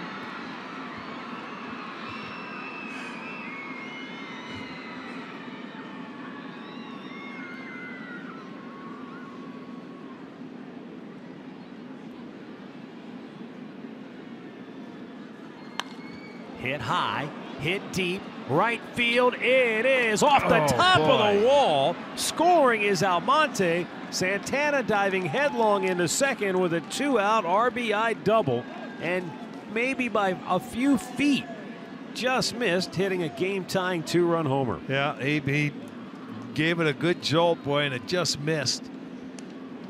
But it's a big 2-out base hit. It gets the Indians on the board, the second double in the inning, and you can see Santana stayed back nicely. And this does not miss by much, getting out here to tie the ball game. But a big 2-out base hit by Carlos gives him his 12th RBI, and they answer the 2-run inning that Minnesota put on the board, so that's a good thing. 68th career RBI now against Minnesota. And Francisco Lindor takes a strike. Can he tie it up here? So his consecutive shutout streak is over. Lindor struck out on the first, fly to center in the fourth. 22 2/3.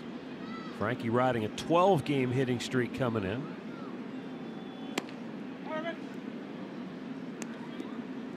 Best for the Indians since Mike Napoli last year. You forget he was hot 16-gamer into August. But boy, it seemed like once that hit streak ended, he did too. Yeah. He just never really got it going again, even throughout the month of October. Now the 1-1. Spun him out of the way.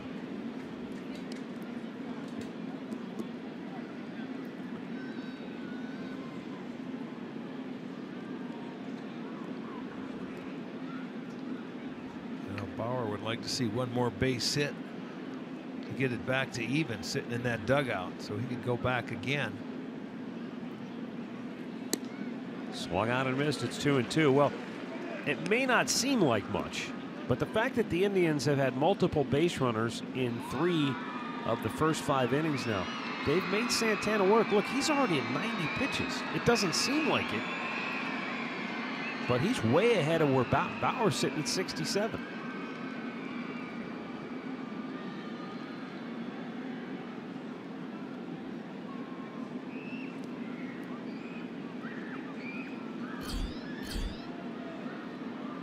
Every inning's been about the same, you know, right around 20. Breezed through the first, but other than that, he's had to work for it. And a 2-2, fouled right back. That 23-foot wall in right field, it goes from the foul pole all the way out to the 403 mark, just to the right of straightaway center field, and that's what robbed Santana. Santana was hoping it was about a 20-foot wall, and it would have been good. But he has the second most home runs in this ballpark. That would have tied Kansas City for the most against any opponent for Carlos. Here's the 2-2 in the dirt. And so LINDOR having a good at bat. And I think that's what we've seen here today, Rick. While they haven't hung much on Santana in terms of damage, they've made grinded through their at bats pretty well. Well, they usually do. This is a team that they don't quit, and I mean, they keep it going for 9 innings. They do not give in. I don't care what the score is. They grind it out. They make you work. Santana trying to decide on what pitch he wants to throw, and I guess he finally gave the nod, and he strikes him out. Oh, look at the frustration on LINDOR, who just throws the bat down. But Carlos Santana has the Indians on the scoreboard. They're down a run halfway through in Minneapolis.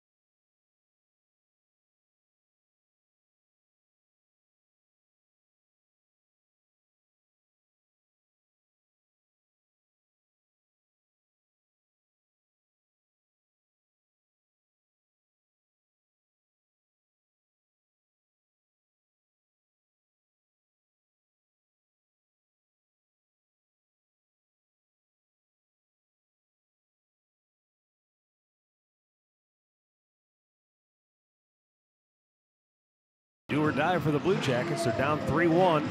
They'll face off against the Penguins in Pittsburgh tonight. Game 5 of that first round series. Blue Jackets Live starts tonight at 6:30. Puck drops at 7 on Fox Sports Ohio. Also streams live on Fox Sports Go. Trevor Bauer going to work here in the 5th.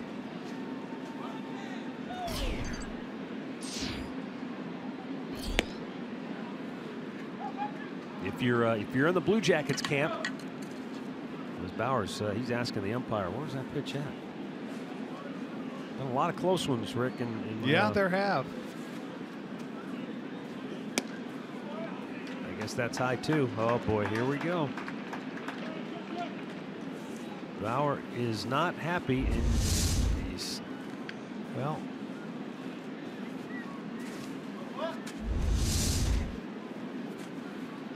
Same as the first pitch. Buxton pops it up. Can't find it. Roberto does. That's a good thing. He stepped on the bat. Yes. And luckily Santana said, get out of the way, I'll take it. Yeah, that's a dangerous play right there. The catcher, he flipped his mask off, but the bat was there. He did step on it, and Santana calls him off. You watch, he throws his mask away, and now that ball's coming back, and he stepped right on the barrel of that bat. And Santana, you can see him backpedaling and makes the play. That ball was up there for a while.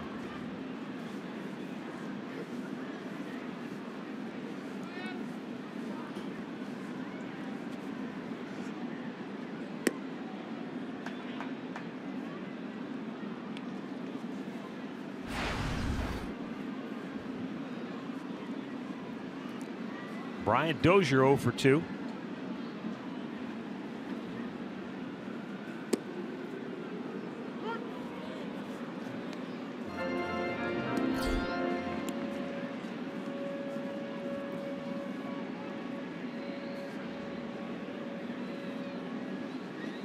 Down on the dirt.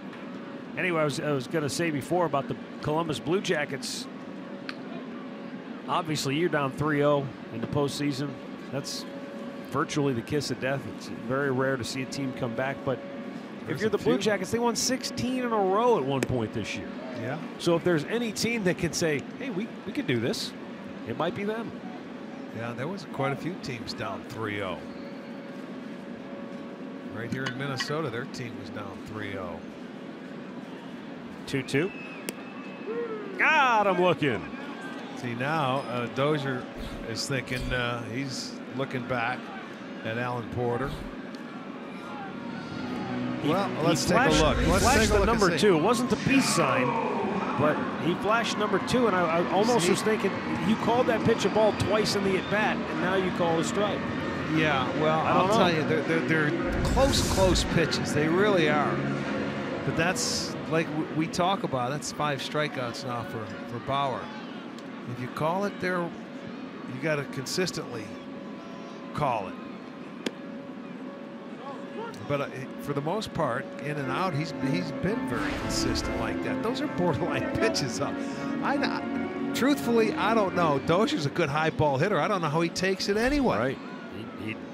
He usually would figure jumps on it. Yes, I would figure he'd get after that pitch. Joe Mauer, he keyed the 2-run rally for the Twins in the 4th with a leadoff double,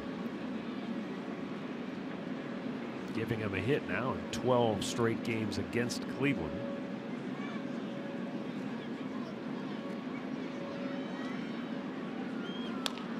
Reached for it. Weekly rolls it to second, and Bauer cruises on through the 5th inning. Sets him down 1-2-3. 2-1 Twins as we head to the 6th.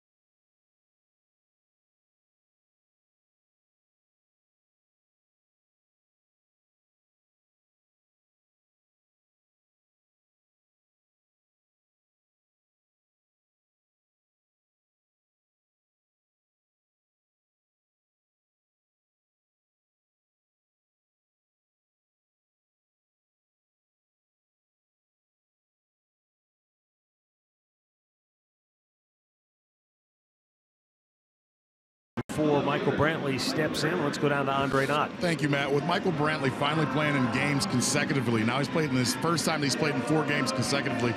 He feels like he's getting a little bit better. He's picking up the pitches. But the other thing Terry Francona said, he thinks the power is going to start coming now that he's playing in consecutive games. They've been very careful in doing that so far early in April, but they said they're going to let the reins off a little bit more as they see him becoming more comfortable at the plate. No, Michael Brantley, 1 for 2 here this afternoon, 4 for 10 in the series, a double, a home run. He's got a 6-game hitting streak now.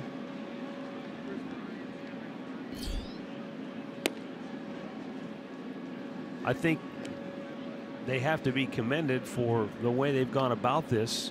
You know, as badly as it went last year, with Brant never really being able to get back on the field. There's a smash to first into the glove of Mauer. One away. In-game recap brought to you by your local Toyota dealers. Twins got on the board first in the fourth. Bases loaded. That's a balk. Mauer came home. A sac fly made it 2-0. But the Indians would come right back in the fifth when Carlos Santana just missed, tying the game. This was a foot and a half, maybe 2 feet shy of being a homer. Instead, it's an RBI double. And that's where we stand, 2-1 in the sixth. Edwin Encarnacion has walked in, lined a single to right field his first time up. Yeah, that last at bat for Encarnacion, a beautiful swing to right field. Took a fastball away and stayed right on it. One of the few times I've seen him do that this year, but that means he's starting to see the ball a little bit better. He's staying on it. He walked in his first at bat, so he's been on both times today.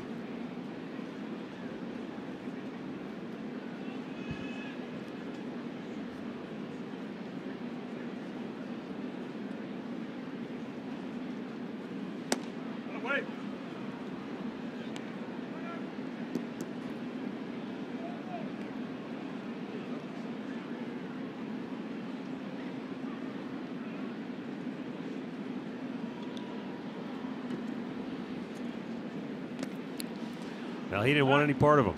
No, well, he knows one swing of his bat could tie the game up, and as I mentioned, he's homered off him 3 times before, so that's the 3rd walk for Santana.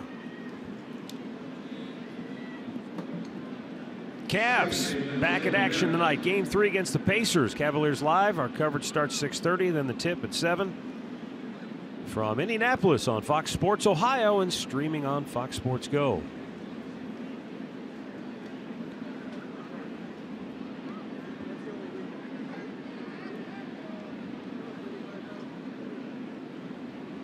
Jose Ramirez 0 for 2 on the afternoon. It's the first game that I can remember now in a while where Ramirez hasn't just blistered a line drive somewhere during the game. Well, and he has had excellent numbers against Santana coming into this start. He was 9 of 13. But he bounced into a double play in the second, fouled out to the third baseman in the fourth.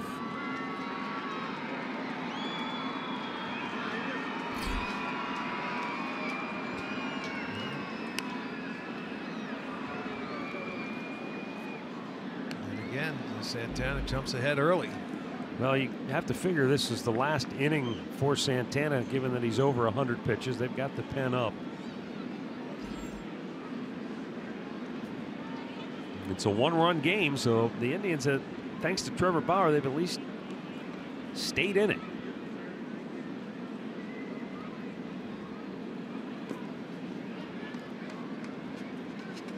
Trevor's only hiccup came in the 4th inning.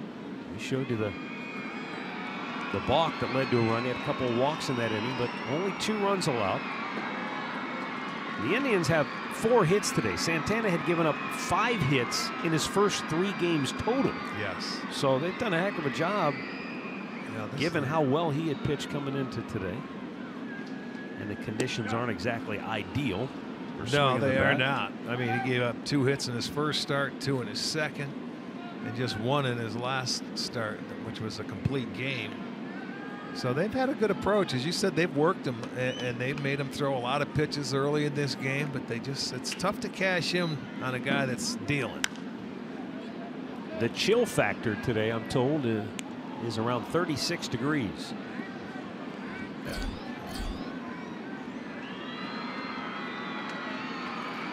Jose Ramirez. And he's done a nice job.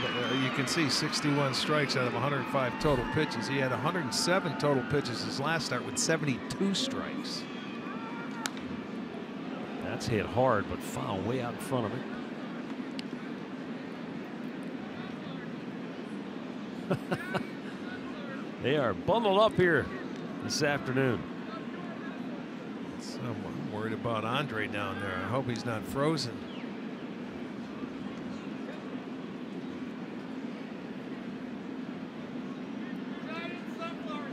Now the 2-2. And he tips it into the glove, strikes him out. 5 Ks for Santana. And a rough day for Ramirez, who's 0 for 3. He's worked Ramirez as well as any pitcher this year that I have seen. You know, he made him foul that ball off, and look at the movement going away. It was off the plate. He got Jose to swing at a pitch off the dish. But, you know, you don't see him off balance too often. And today, Santana has tied him up. He's made him look silly. The first time I've seen him like that all year long. Lonnie Chisenhall now straightened up by a fastball, 1-0. Lonnie walked in the second, fouled out to end the fourth with 2 aboard.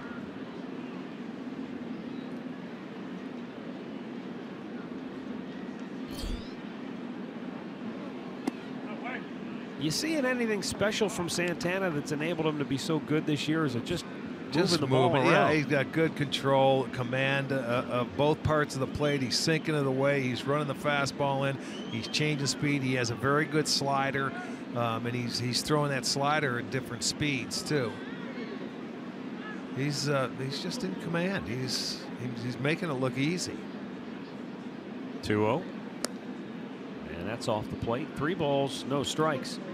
Well, and you know, look, if you're Minnesota right now, if you're Derek Falvey, as this team moves forward, regardless of how the season unfolds, this guy could end up being a piece that maybe come trade deadline time you could get a nice return for. 3-1.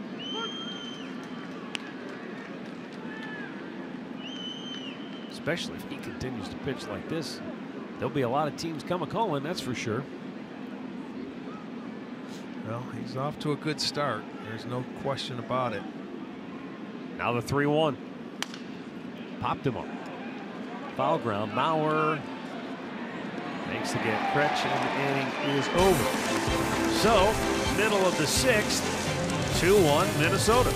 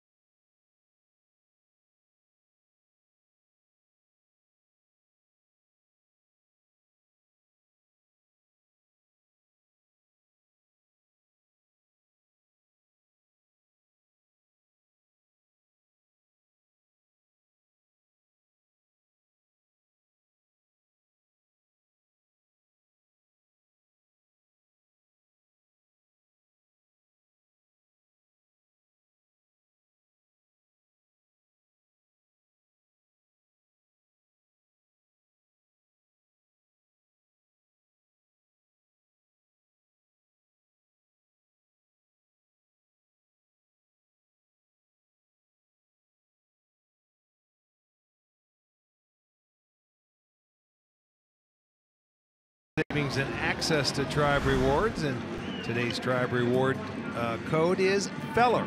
Visit Indians.com for complete details.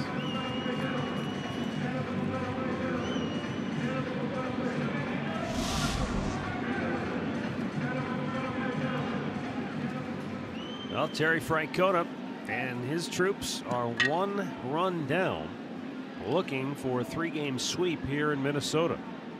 Trevor Bauer goes to work here in the home half of the 6th. And while his counterpart is likely done for the day, Bauer is just over 80 pitches on the afternoon. So if he can breeze through the 6th as he did in the 5th, he might be able to give you another inning. 1-1, the count on Miguel Sano, who walked in the first and then struck out in the fourth. And that was a brilliant piece of pitching by Bauer in that fourth inning. But after he struck out Sano, things kind of got away from him. He gave up a hit to Kepler and then back-to-back walks mixed in with a balk. And the next thing you know, the Twins had put 2 runs on the board. Yeah, that balk hurt. Swung out and missed. He struck him out with that same good, tight slider. That's 6 Ks for Trevor. Well, look at, he stays with a steady diet of curveballs. There's 1, there's 2. He misses high, comes in there 3, and then expands the zone after he gets ahead 1-2 and throws it off the plate to get the swing and miss.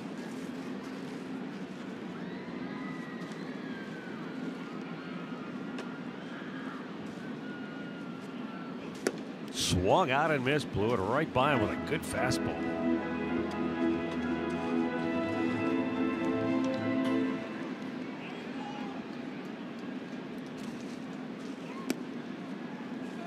In tight, 1-1.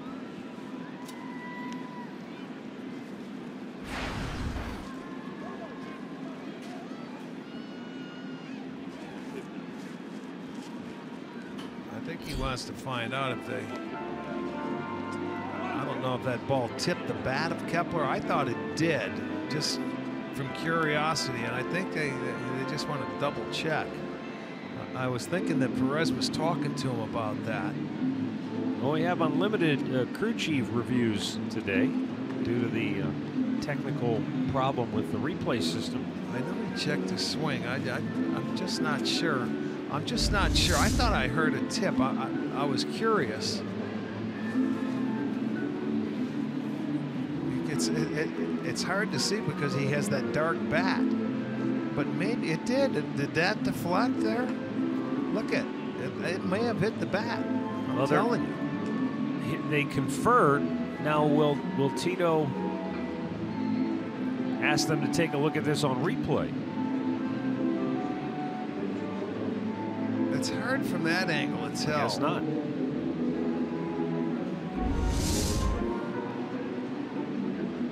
Well, he's explaining it to Perez, and Perez is saying, "I'm sorry, man, that thing tipped the bat." And I thought I heard something, but no harm, no foul. Let's go. Move on. 1-1 the count.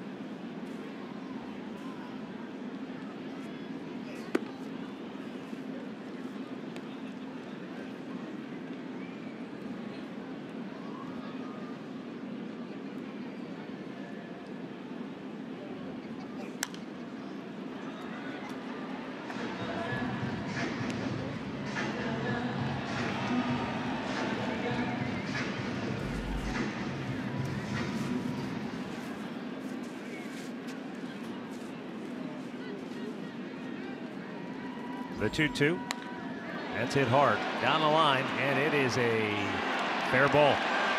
Almonte plays it well and fires it back in, but it will be a 1-out double for Max Kepler. Yeah, he got a breaking ball that he liked, and he was able to hit it down into the corner fair. So it's only the 3rd hit for the Twins, the 2nd double. But it's a 1-out double this time, not the leadoff double like in the 4th. And there, that one stayed middle of the plate and speeds up his bat, and he drilled it down into the corner. Played nicely by Almonte. Gets it in, so. I think Trevor was thinking that ball was foul, and so they're going to take a look.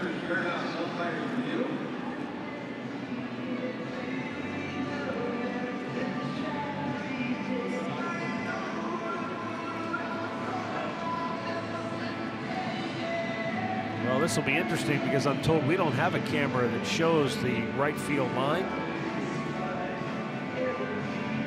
And well, he's talking home plate umpire, trying to figure it out.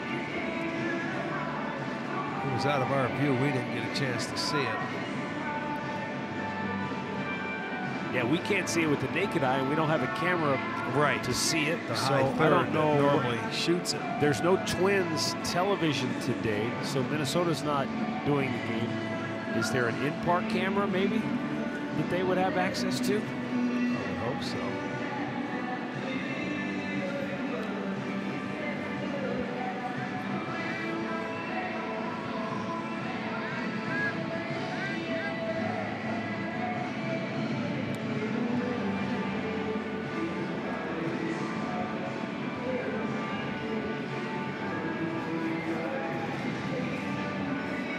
crew chief Hunter Wendelstedt on your right. Yeah, they got nothing. I'm wondering if they had anything to see.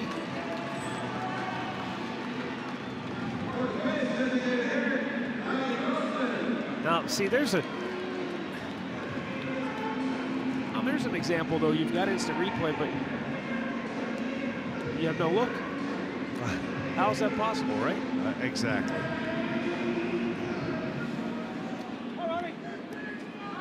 There was literally no look to look at. Why'd they even bother staying on the headsets?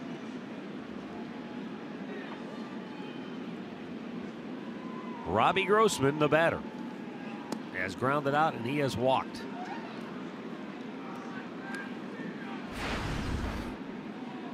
Bullpens appear to be both quiet.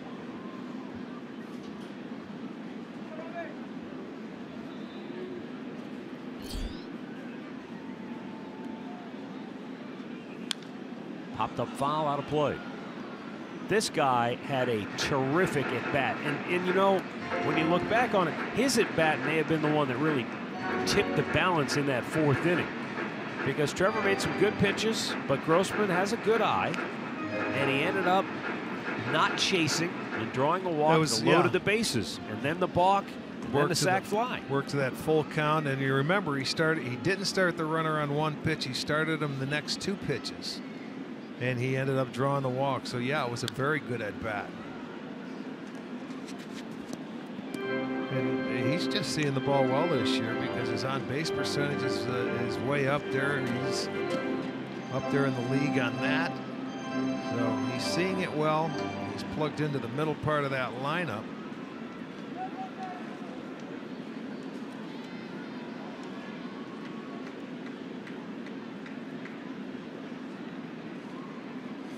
He's second in the league in on base percentage. Swung on and missed. Bauer strikes him out, or did he?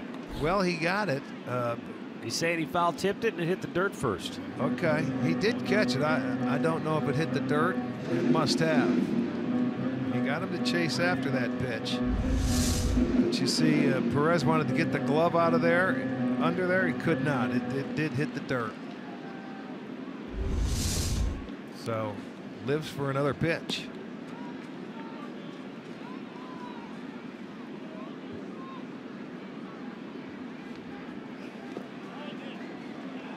Gets away, but nothing to advance on for Kepler. The appeal, he did not go. And here we go again. Another good at bat for Grossman.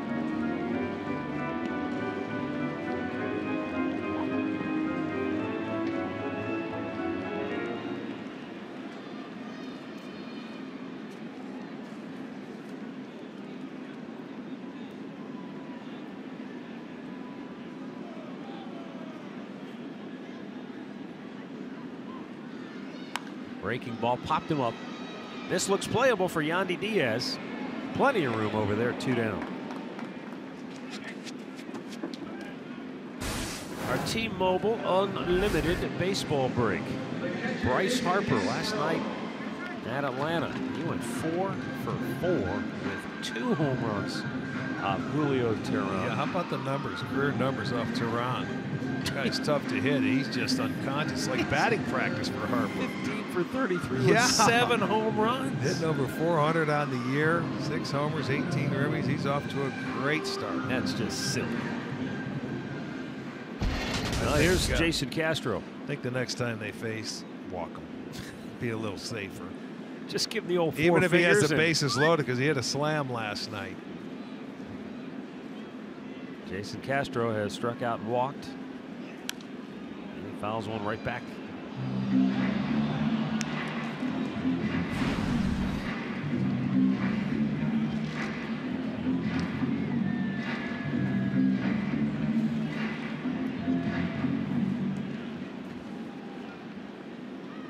Tyler Duffy, right-hander, will be coming on from Minnesota.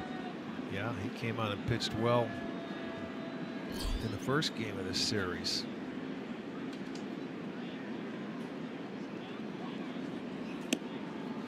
Missed inside.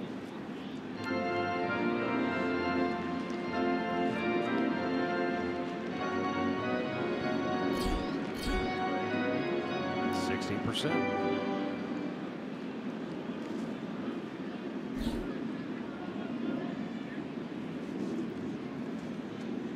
And the 1-1. Breaking ball, pulls it foul.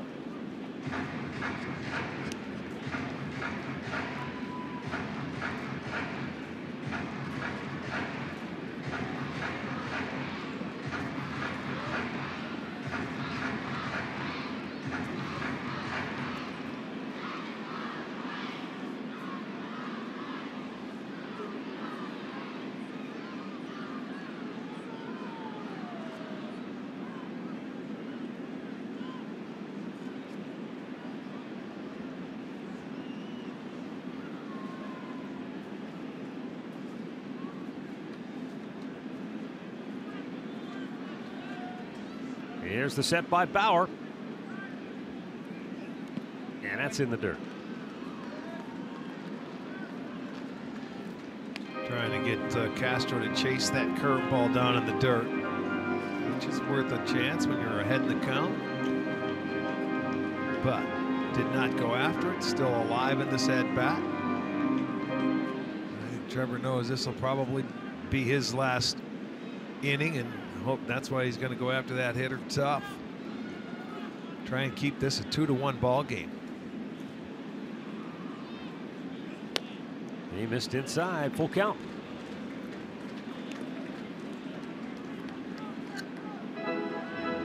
Jorge Polanco would be next as the Tribe bullpen springs into action. 2-1 ball game, but boy, it has ground to a halt here in the last couple of innings.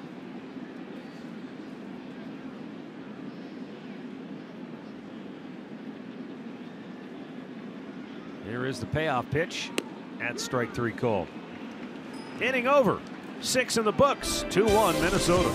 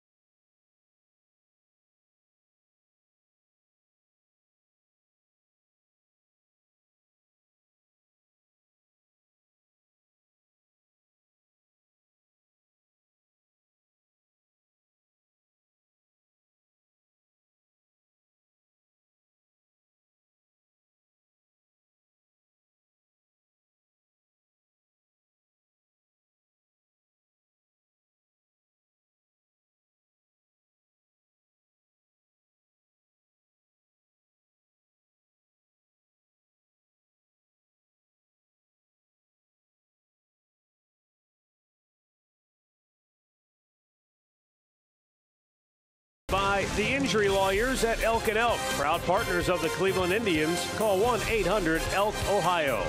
And by the new 2017 Kia Optima.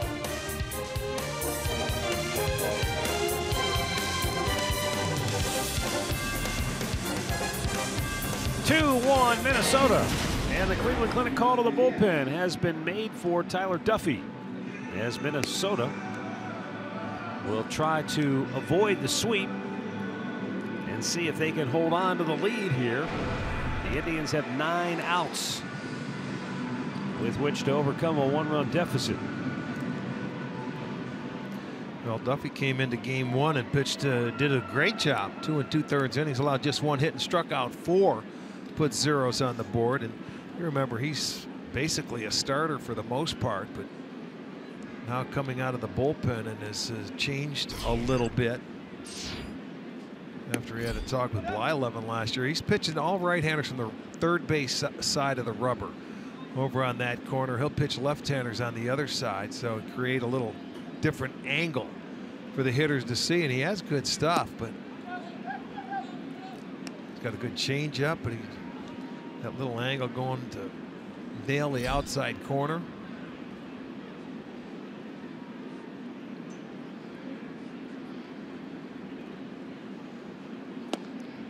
Yandy takes, and that's called a strike. I don't think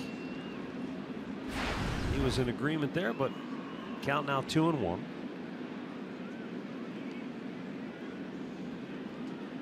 Trying to snap an 0 for 9 slide at the plate. Just outside. Oh! A late call, and it's 2-2. Oh boy, here we go now. Where's this? Come on now. Well,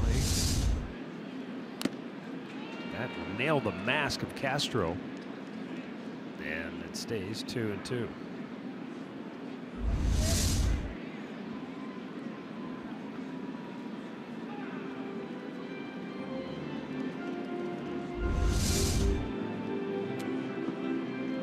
Check your fillings after that one.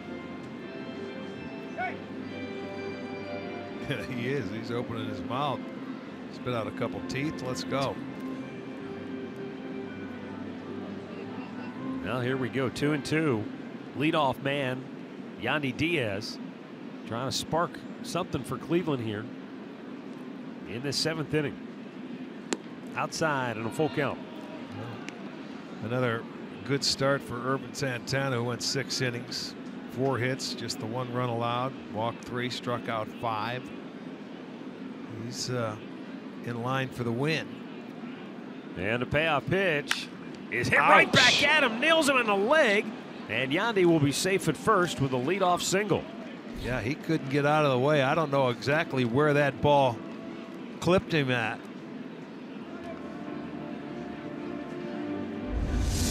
Take a look and see. It was that fastball in. Looked like it got him on the side of the leg. Just below the right front knee. leg. Oh, yes.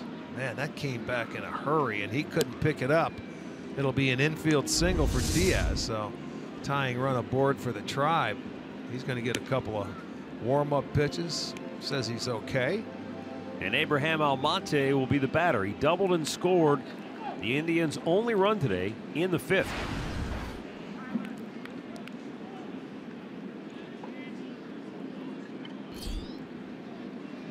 See, now he has the left-hander in there, and he's on the opposite side of that rubber.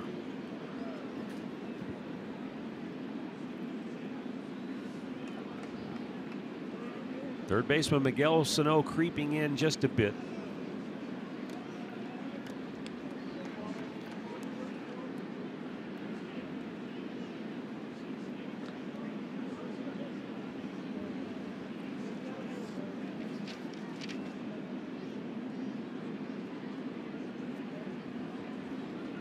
Almonte fouls it back.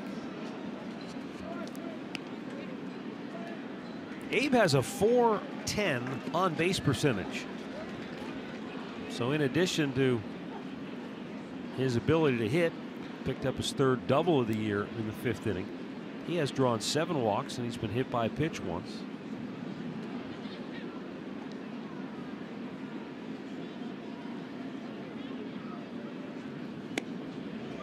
Good fastball, and it's 0-2.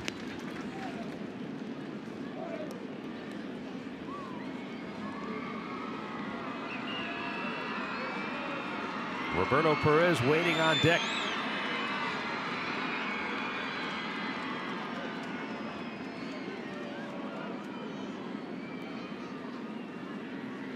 And he strikes him out. Boy, that didn't take long. 3 pitches, 1 away.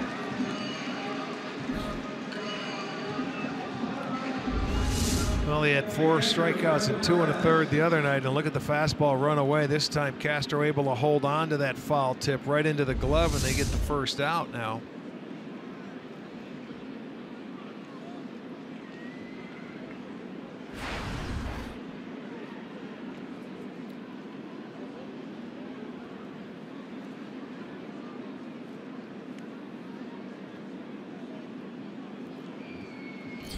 Roberto Perez has flied to left. He has flied to center. And he checks on a ball down low.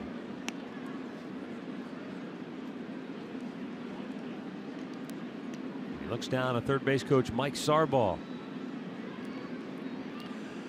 I don't know if for Sarbaugh he's going to flash him, get a hit sign.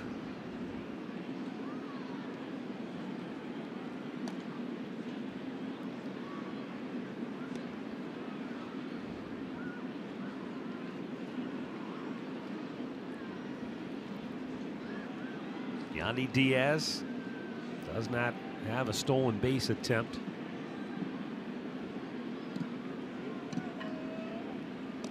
But draws a throw here. That is the tying run.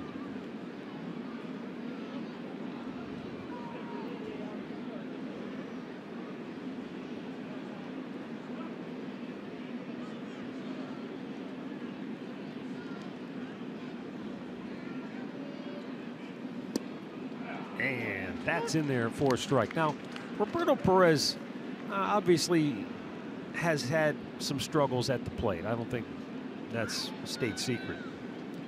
But he seems to be a guy that when he goes the other way, when he stays on the ball, has some success. Would you think hit and run with him? Well, he swings. He can swing through a lot of pitches, you know, and you don't want to make an out here on the bases with Santana coming up. I mean, he's going to work. He works a guy, but you know that there's only a couple of guys on this team that can. Yeah. You can put a hit and run on. There's a lot of swings and misses. It would just seem to me though, that if you put it on, you maybe you eliminate a lot of things for the hitter. You just think, just stay back. Well, you would hope you know? so. That's all you. The hit and run, you just want to put the ball on the ground. You know, the job is to get him back into scoring position. If you find a hole, it's a bonus, and then you can go first to third.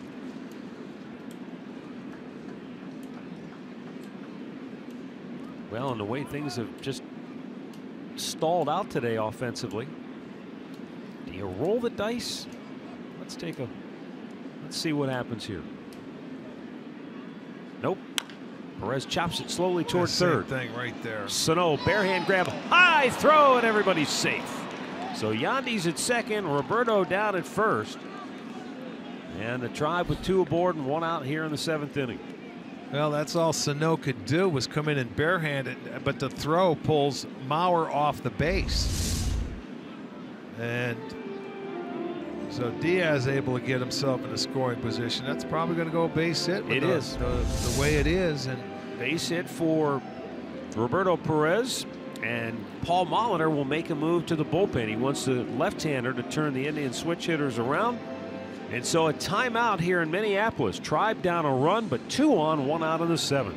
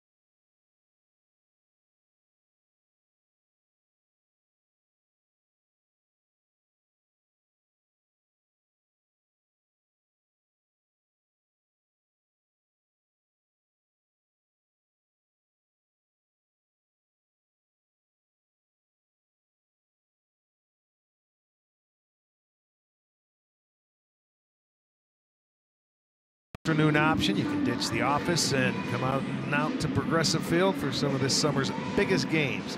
Visit Indians.com and purchase yours today.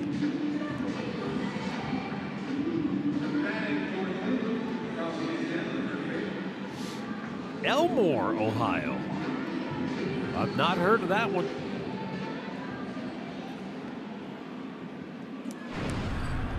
Taylor Rogers, left-hander, on for Minnesota. And we'll see if Carlos Santana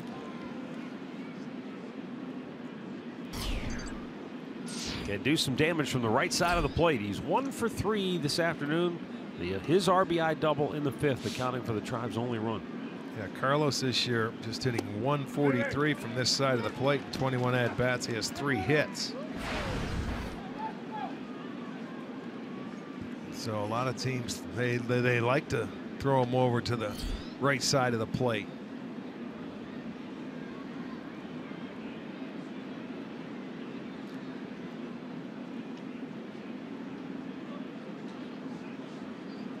The 0-1 missed inside. Remember last year it took him a while. I think it was June before he hit his first homer from the right side of the plate last year when we were out in LA. But Santana took care of it early this year with that home run in Texas, if you remember, down the right field line. But a base hit would do fine right here. Base hit could tie it up.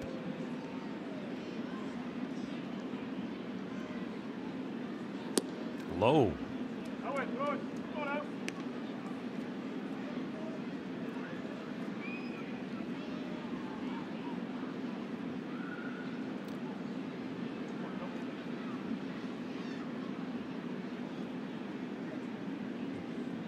Yandy Diaz, the tying run at second base. Go-ahead run, Roberto Perez at first. Santana socks one, fair down the left field line. All the way down into the corner it goes. Coming around to score the tying run is Diaz. Perez into third, and Santana into second with an RBI double. He's driven in both for Cleveland today. Yeah, that was a nice swing there. He tried to pitch him inside. Santana put a nice short swing on him for a double. So a pair of doubles for Carlos and a couple of RBIs, and he turned on that fastball. Hit it down into the corner. That's 6 doubles now for Carlos, and really has this inning set up nicely for the Indians, still with just 1 out, second and third. And you're going to bring up LINDOR, who is a much better hitter from the right side. Frankie, .318 hitter from the right side of the plate. Got a pinch runner now as Michael Martinez has taken over at third base as a pinch runner. Francisco Lindor being intentionally walked to load the bases. Makes sense there. Michael is the go-ahead run down there at third base. And the batter is going to be Michael Brantley. Well, that's what you want. You want your guy up. Brantley with an opportunity. He's 1 for 3 today. His streak continues, but let's check this infield. They look like they're going to cut it off at home plate right now, unless it's one hopper and they know they can turn 2 up the middle. Yeah, it's interesting. They're not cut of the grass in, but no, they're in, which is fine. They're in just about the baseline. But if they get a one hopper, they'll turn the double play. If not, they'll come home. And Brantley looks at a first pitch strike. Nice breaking ball. Nice breaking ball, but Michael taking all the way to get a look at this guy to see where he's throwing from, the arm angle, where it's coming out of.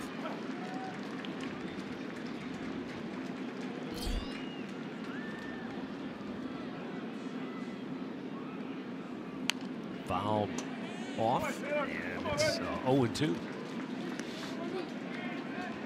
By the way, the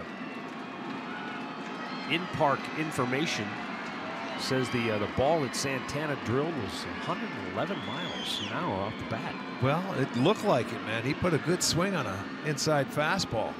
He scorched it. Well, right now, all eyes on Michael Brantley in the hole 0-2 with a tying or the go-ahead run now at third base. And he missed inside. Show pitch in there just to back him off the plate. He got that second pitch inside on Brantley, so he figured, all right, man, I'm going to go back in there.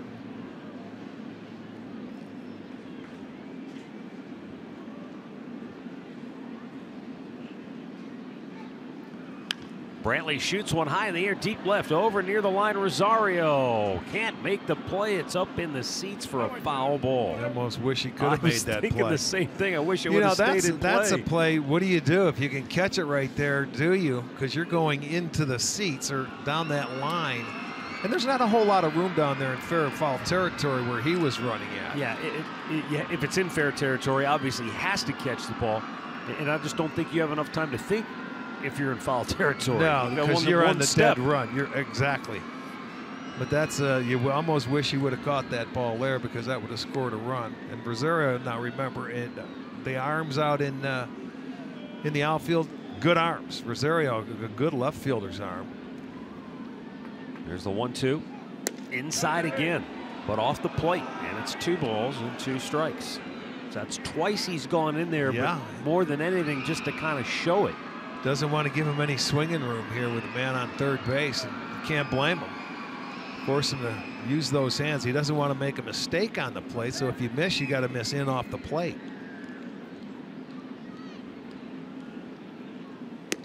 In again. So full now, count. Got to throw a strike. Knowing the eye that Brantley has, if he come back with that little breaking ball away. A third time he's going to go inside, but not close enough where Michael could do anything with it. So interesting here. 1 out, bases loaded, infield still part way in. We got action. And the 3-2 pitch.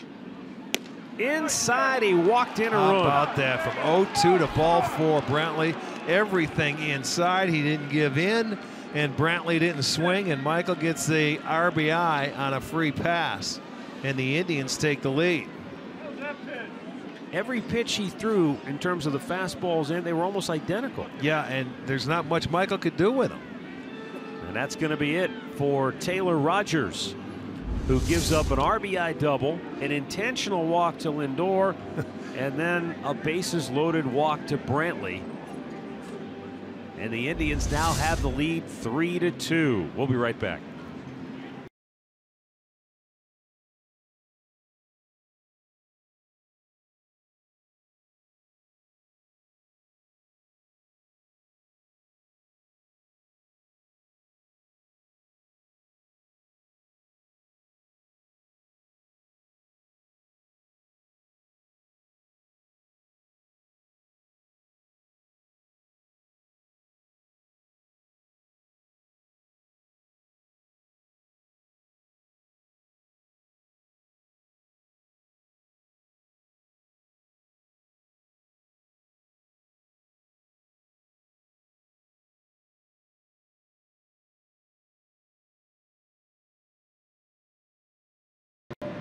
Single-digit pitcher. Don't see many of those. We were talking about that the other day when Michael Martinez pitched in that mop-up duty. He was at number 1. It's almost unheard of to see a guy with number 1 pitching in a ball game. Here's Matt Belisle, number 9. He's not a position player, in case you're wondering. He's a legitimate pitcher, but he's chosen the end. What do we have up in Toronto? Is it Marcus Stroman? I think he's a single-digit guy. 6. Yeah. And Snell down in Tampa is 4. Is that the lowest that I can? Ottavino, is he still around? The guy who was in Colorado had 0. Yeah, I believe so. Does that count? By the way, is that a single-digit number if you're 0? Yes. Isn't that the absence of a number? 0. You're a loser. Well, here is the situation. The Indians have them loaded. They've scored 2 in the inning to take the lead. Irvin Santana with a no decision. Tyler Duffy now on the hook for the loss. But if you're the Indians, you want to try to really take control of the game. Yeah, add on right here is exactly right. And you got the right guy at the plate who's been on base all 3 times today. Edwin Encarnacion. High pop-up straight up in the air on the infield. He slams the bat in frustration. And Dozier grabs it for out number 2. Boy, oh boy.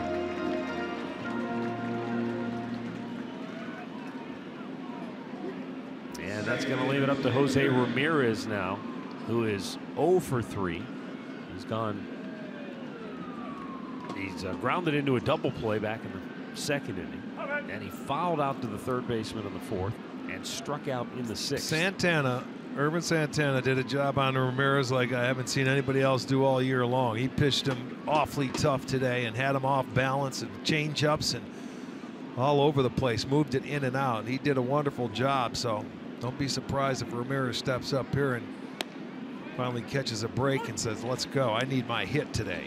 When you face a pitcher, though, that kind of ties you up in knots like that, can that carry over to another pitcher? Well, it can, I guess, but for Ramirez, as good as he was swinging it, I don't think it's going to. The 0-1. Outside with it. Santana just did a beautiful job today on Jose. He's due to hit a line drive. He hits a couple every day. He's the 8th man to bat in the inning. Outside, 2-1. He can go out there and try and nibble. See, that's where Santana was hitting on those pitches. Right now, Belial has missed. Ramirez in a nice hitter's count.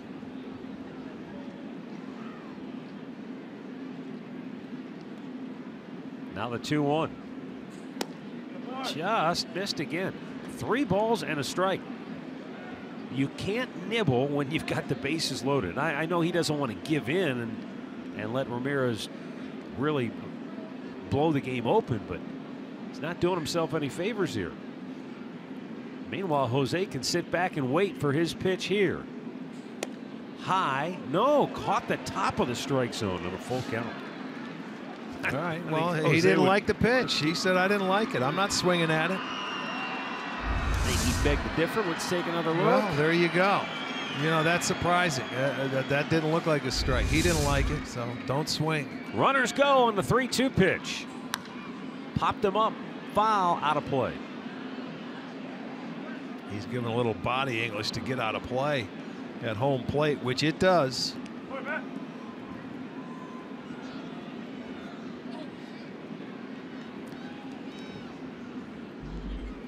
Santana, the runner at third base. Lindor at second. Brantley at first. And with the head start you get, should Ramirez find a line drive stroke here, you can clean the bases pretty easily. Well, a double machine a year ago. Upstairs, ball 4. They've walked in their second run in the inning. And it's now 4-2 Cleveland. What an at-bat by Jose Ramirez. Showing the patience, working the pitch count, and eventually satisfied with the bases loaded walk. 3 walks in the inning. And boy, the Indians certainly will take it. 2 walks that drive in the runs. A difference in this game right now. Well, if you're Lonnie Chisenhall, let's see if Lonnie's waiting first pitch for a strike. He doesn't want to fall behind a guy again, I wouldn't think. Matt Belial delivers, and it's off speed. He just kind of dances one in there. And if you're Lonnie Chisenhall, certainly wouldn't think you'd be looking for curveball first pitch go, you spit on it. You're right. But the 9th hitter in the inning for the Indians. There's a high fly ball to right, but not deep. Kepler comes in. Inning over. Indians leave them loaded, but they score 3 times in the 7th to take the lead for the first time today.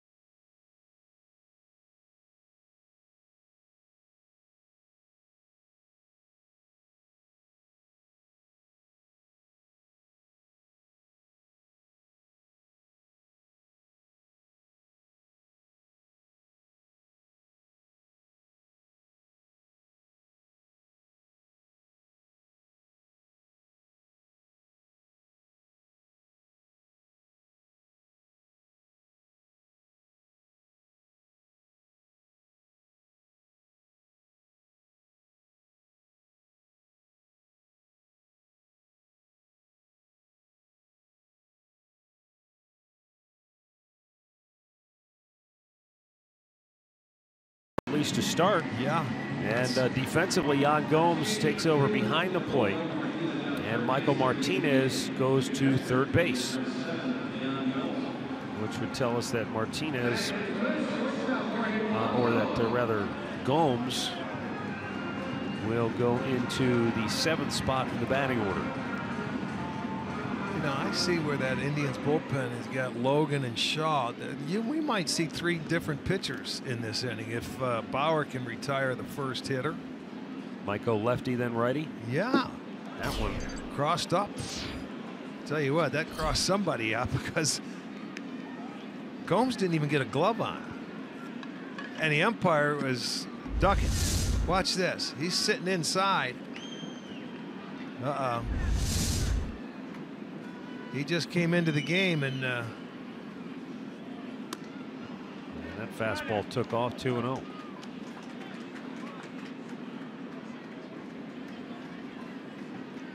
You don't want to start the inning by putting the leadoff man aboard. The 2-0. Well, not after you come back and you give him the lead. You can go ahead and just throw one down the middle. If the guy hits it out, what's the big deal? You're still up a run. You don't want to bring that tying run to the plate. And a 3-0 fastball is in there. It's 3-1.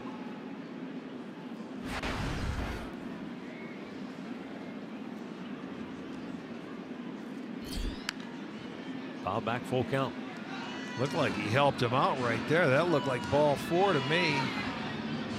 But this guy, I've noticed, you know, he swings the bat. He's aggressive, and well, not that I have no problem with being aggressive. I know what you're saying. Situationally, though, you need a base runner. Right, you need that base runner. To center, right there is Lonnie Chisenhall. Good job by Bauer to come back and get him after he fell behind 3-0. Yeah, and here comes Tito, so I think your assumption was right on the money. We're going to see the left-hander Boone Logan to face Rosario, and then probably the right-hander Shaw to face Buxton. Timeout in Minneapolis, 4-2 Cleveland.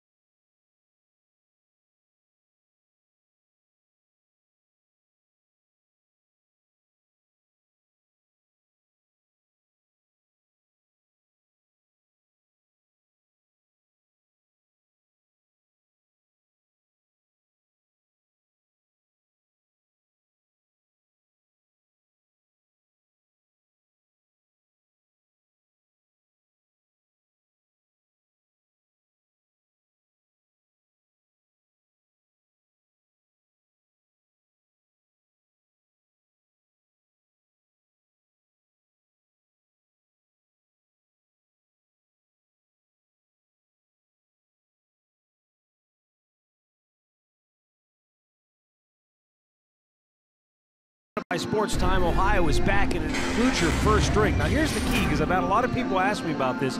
You can only get it online, so you have to go to Indians.com/district ticket to take advantage of this great offer. New pitcher is left-hander Boone Logan, 8th appearance on the year. He's worked 3 2/3, 4 strikeouts. He has been essentially a matchup left-hander. And we assume that's what he's on to do here today. He'll face Rosario, and then we'll see Brian Shaw to face Buxton.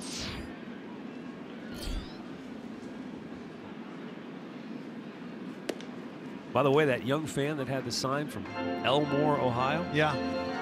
It straddles the Ottawa and Sandusky county lines. So it's near Toledo. And I guess it's right off the turnpike, but I don't make a lot of trips west on the turnpike. So I guess I've just never been out there.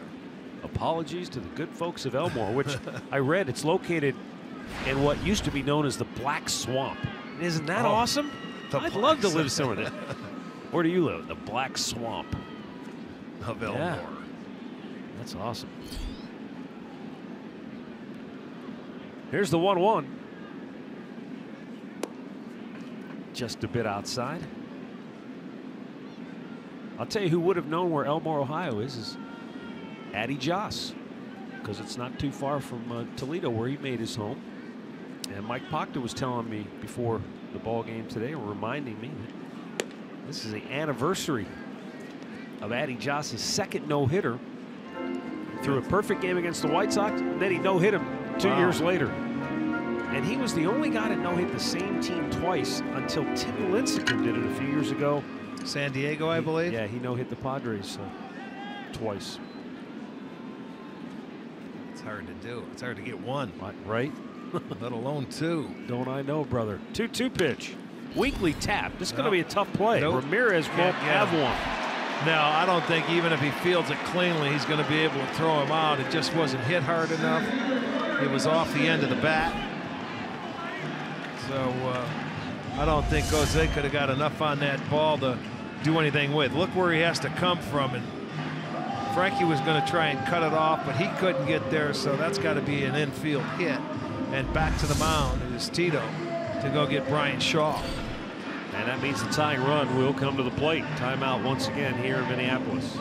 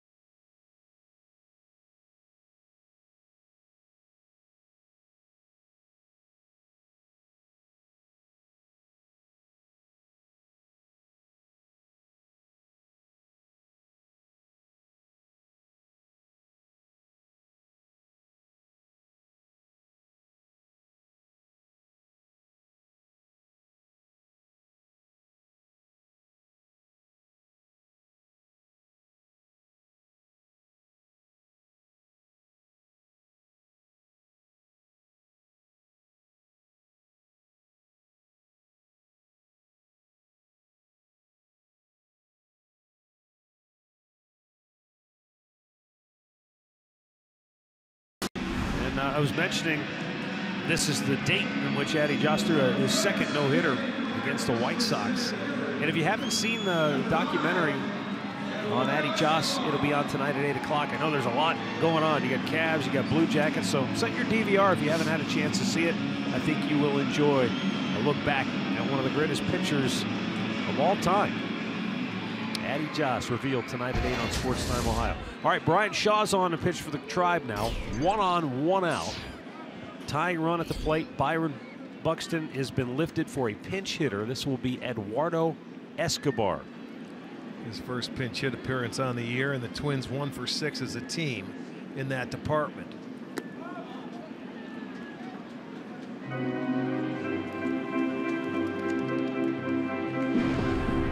Brian Shaw appearing for the 8th time in his 7 innings. A couple of walks, 4 strikeouts.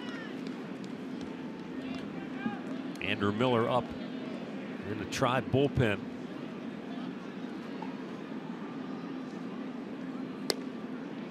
If Shaw can't end the inning before Joe Mauer appears, we'll see Miller here in the 7th. But if Bryant could get a double play ball or get both Escobar and then Dozier, we won't see Miller until the 8th. Popped up foul, and that will get out of play. Yeah, this is the 3rd hitter in the inning. This is also the 3rd pitcher in the inning. Remember, Trevor Bauer came out and got his out to go 6 1/3 innings today. Gave up 3 hits and a couple of runs. He walked 3, had 7 strikeouts. But Bauer did a nice job. Only the 3 hits. You remember how they had their 2 runs in that 1 inning. The balk really set that up. For the most part, in the sacrifice fly, they haven't had a hit to get a run in.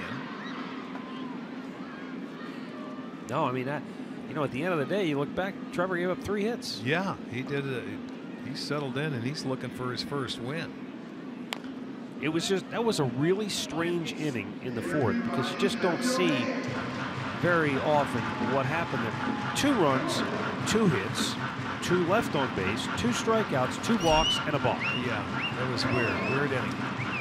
But he kept it intact going up against Santana, you know, and they battled back, and Santana had the chance to get the win, but the bullpen gave it up for the Twins. So now the bullpen's trying to hold it for Bauer for the Indians. The 1-2. I think when you look back at that 4th inning, the thing I take away from it is that could have very easily gotten away from Trevor, and that could have been a big inning for Minnesota with everything that happened to him, but he didn't allow that to happen. But he didn't break. Exactly.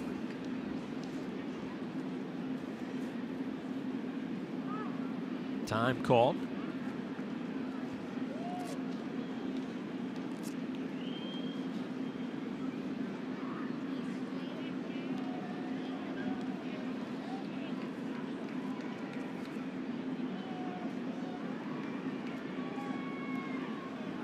In the dirt. Did he go? No, he did not on the appeal. And it's a full count.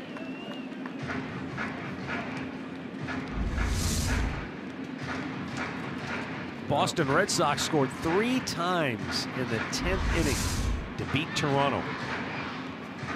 They won 4-1 in 10. The Blue Jays are now 3-12 on the year.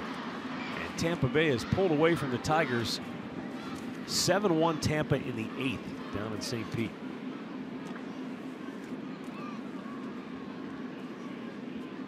Rosario takes off, and a 3-2 pitch is fouled away. How about that? Down 2, you're going to start your runner with Escobar at the plate. So that means Paul thinks, hey, let's go.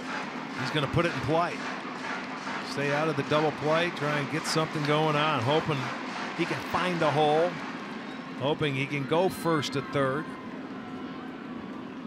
And also maybe thinking in the back of his mind that Andrew Miller's lurking, so you better try to make something happen fast. That's right. Brian Dozier waits on deck. Again, the 3-2. Runner goes again, and it's ball 4. That's a shame. That would have been a strike him out, throw him out, double play to end the inning. But the pitch missed, and now there are 2 on with only 1 out on another borderline pitch. Yeah, that's outside. That's off the dish. You had to throw a strike. You look at it high above. It's not that far off the plate. No, it's not. But there's been a lot of close pitches today. But that one was off the dish.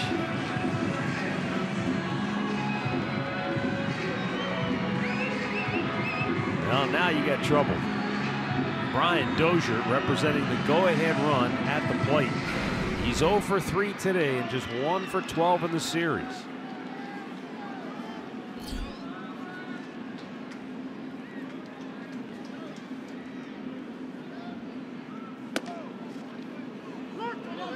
And that's called a strike. 0-1.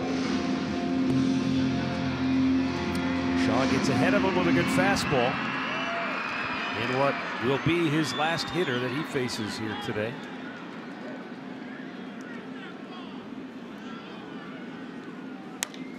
Out of play down the right side, and it's quickly 0-2. Shaw's had a pretty good run against Dozier. He's only struck him out twice. But more times than not, he's come out ahead.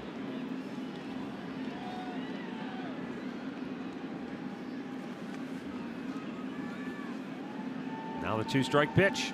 Swung out and missed. He blew it by him. upstairs at 95 miles an hour. And that is out number 2, and the final pitch made by Brian Shaw here today. Take another look at how he goes about it. Well, he comes right in there, and he doesn't mess around. 94, and you get the swing and the miss. You get the second out, and it's going to be the 4th pitcher in the inning. We'll be right back.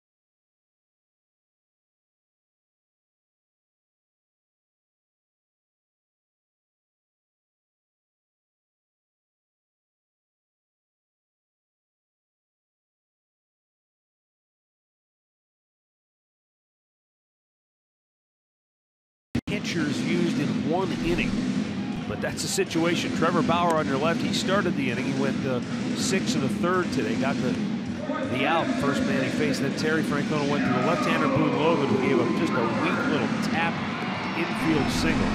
Then he went to Brian Shaw. Shaw walked Escobar, the pitcher, but then struck out Dozier. And now Andrew Miller on for the 7th time this year, 2nd time in the series. And he's got Joe Mauer, who is representing the go-ahead run at the plate. Miller pitched an inning in the series opener. He did walk a batter, but he also had a strikeout. And the strikeout was against Joe Mauer, who checks on a ball that's outside. He did not go on the appeal.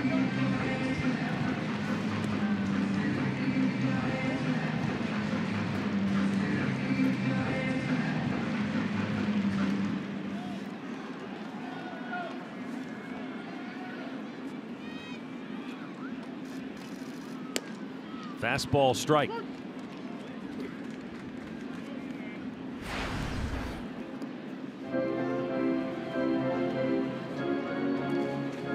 Normally, when we see Andrew Miller come into a game, at least since his time in Cleveland, he's got the flowing locks. I was going to say the Barber's the Mad Barber's been in Minnesota. The Shears. There's a good pitch. And Mauer not happy. He's in the hole 1 and 2. Let's take a look. I thought this was just a perfect pitch, and maybe low. It's hard to tell. I couldn't see with Miller's head right there. It was. You don't get many of those calls when Mauer's in the batter's box, though. Now the 1-2. Trying to make it nasty. And it's 2 and 2. Yeah, Josh Tomlin went to the freshly shorn look and picked up his first win of the year. Andrew Miller hasn't had any hiccups. He's been pitching well. 7 innings of work, 8 strikeouts. Hit well, left field, back is Brantley. Makes the catch, inning over. Twin strand pair. We go to the 8th, 4-2 Cleveland.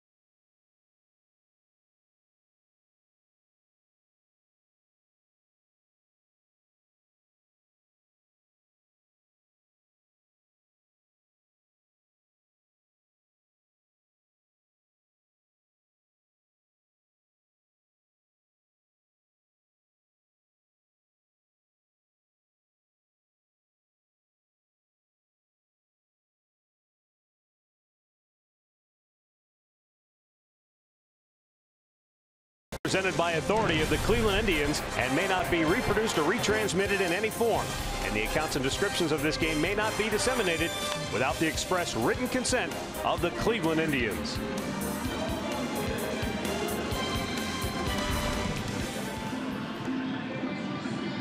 (4-2) Cleveland, 8th inning. And defensively, a couple of changes for Minnesota. Eddie Rosario moves from left over to center. And Eduardo Escobar is your new left fielder. And Yan Gomes, after going into Yandy Diaz's spot in the order, will lead off the 8th inning for Cleveland. If you joined us late, the Tribe scored 3 times in the 7th inning to take the lead.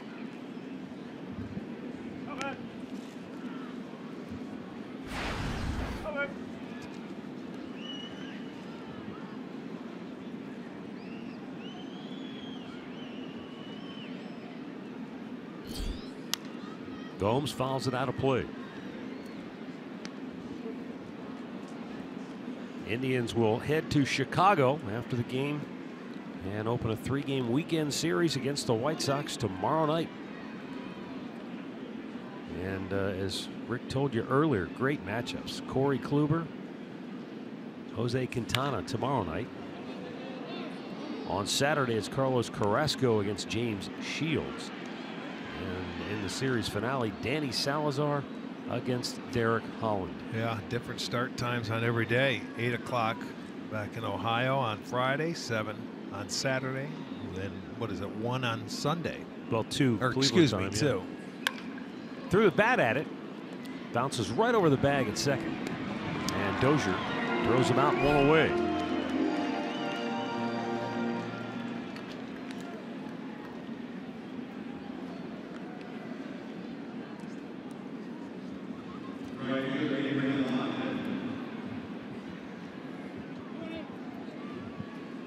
Two more left-handed starters coming in that series against Chicago. Yeah, it's been nice. Here's all 3 games, all right-handed starters for the Twins.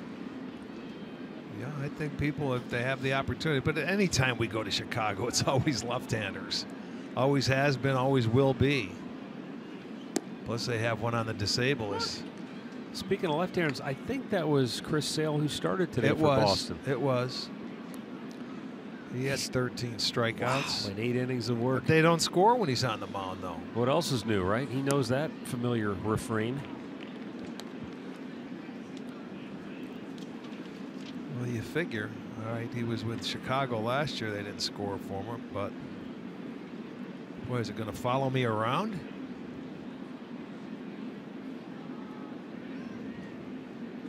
Abraham Almonte rockets one into right field. Boy, that's a nice swing. A second hit of the afternoon. And a 1-out base runner now for Michael Martinez, who will get his first at bat. There you'll see the swing. He stayed down on it. Base hit. So he has a pair, and out comes Paul Molitor now to make his pitching change. He had a left-hander warming up the last Craig time. Breslow will be coming on for Minnesota when we come back.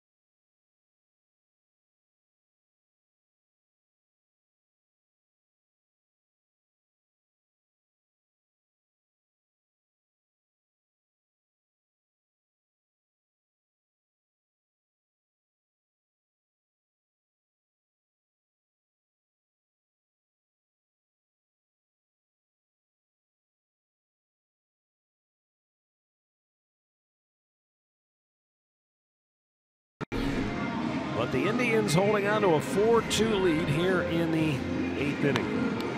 As promised earlier, it's Miller time, brought to you by Miller Lite. Carlos Santana with that double to get the Indians on the board in the 5th. And this double right here in the 7th inning tied the ball game. Yeah, that one coming from the right side of the plate. He smoked down the right or left field line. Rick Breslow coming in. And Santana is on deck with Michael Martinez stepping to the plate. Martinez a switch hitter. And Paul Molitor figured he wanted to turn Santana around, so he'd bring Breslow in one batter earlier to turn Martinez around to the right side as well. This is only the 2nd at bat this year for Michael.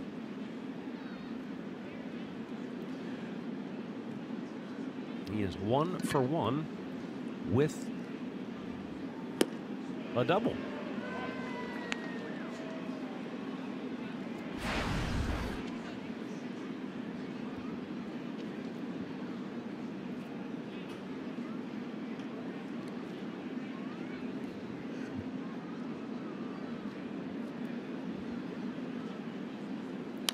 Out of play, and a count 0-2.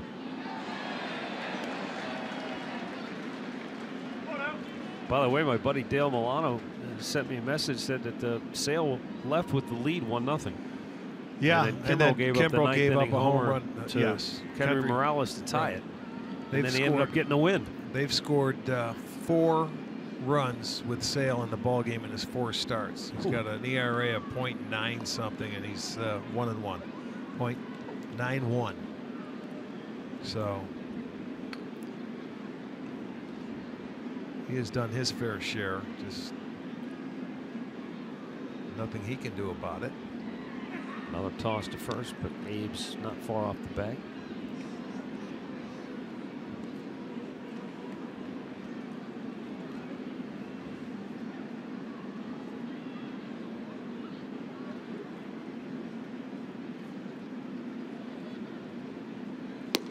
Strikes him out.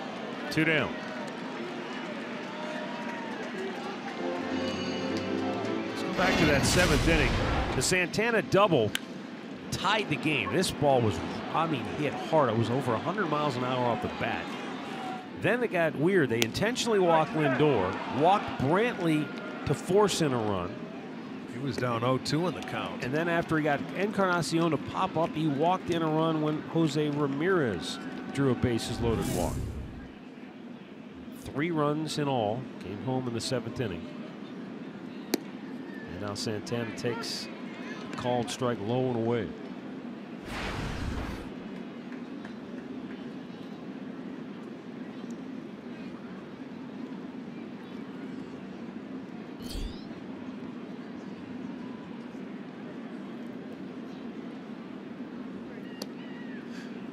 Got that shift going with 3 on the left side of the infield.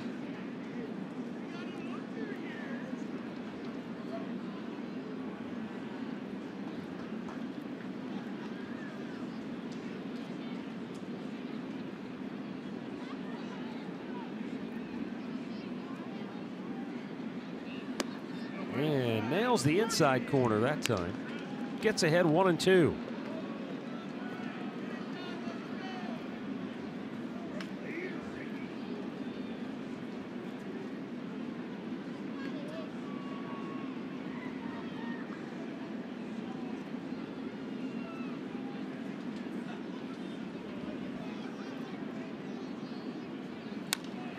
Fouled down the right side by Carlos. Indians already have won the series, looking for a sweep. Be their 2nd of the year. Chance to go back over the 500 mark.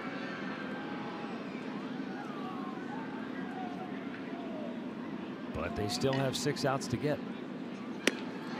And that was close. Alan Porter's had a weird day behind the plate.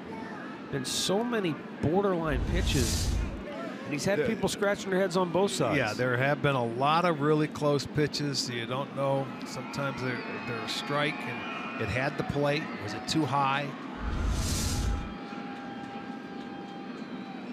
And the 2-2. He fights it off.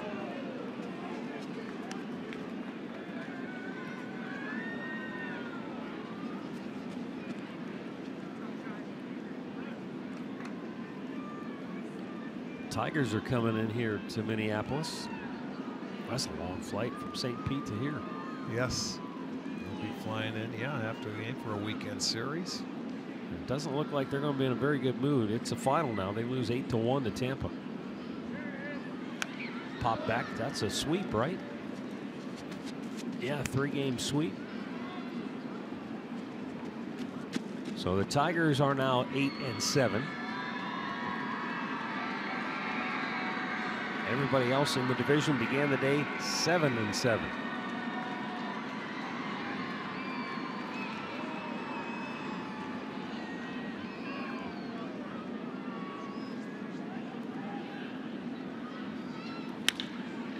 Hard hit in the left for a base hit by Santana. Stopping at second is Almonte. Third hit for Carlos. Third straight hit. And I mean, he stayed back and watched the arms come through. He finally got something he could handle. And he drilled it between short and third. So good at bat.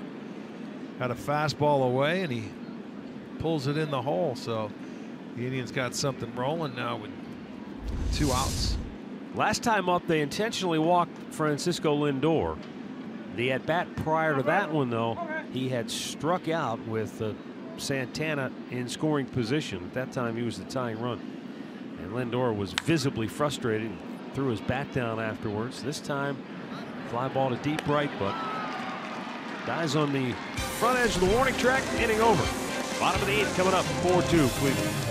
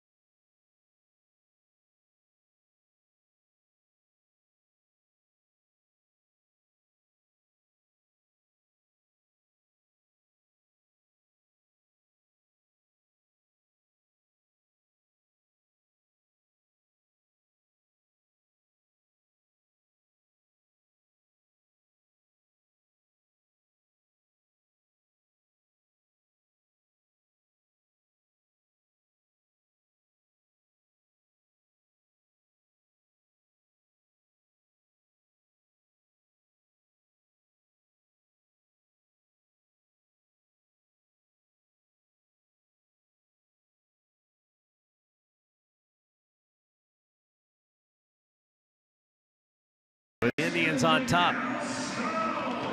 And Andrew Miller has the 3, 4, and 5 hitters due up for the Twins. Big Miguel Sano, right-handed bat, and then left-handed hitting Max Kepler, switch hitter Robbie Grossman due up third.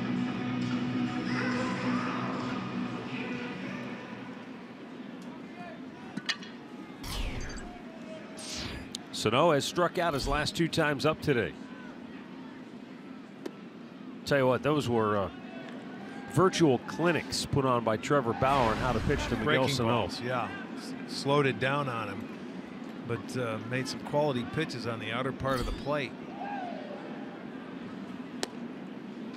There's a good breaking ball away.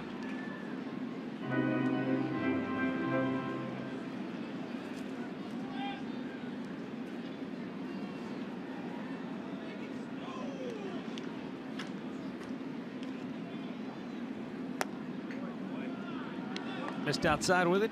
2 balls and a strike.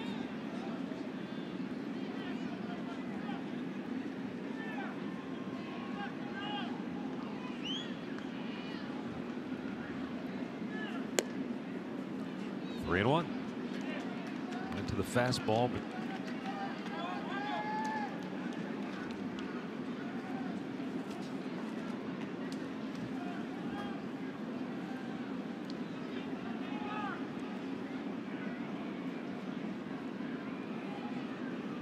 way outside. Leadoff walk to SANO.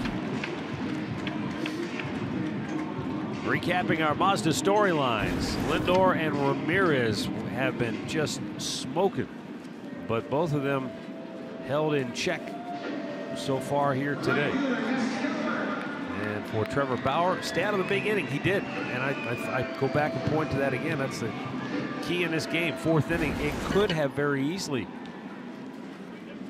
gotten out of hand, but he held him in check. Yes, he did. Now it's up to Miller to try to turn it around here. Oh, double play ball perhaps. Slowly chopped to second. They get the force, but it just wasn't hit quite hard enough to turn two.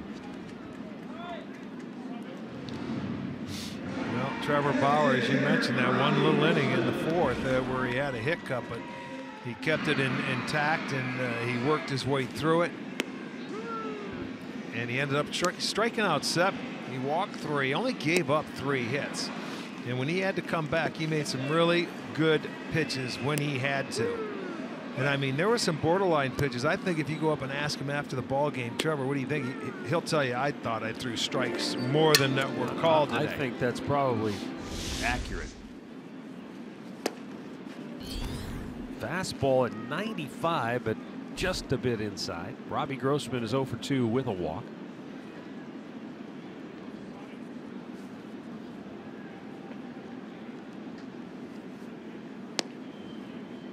And he slows it down, gets it in there to even the count.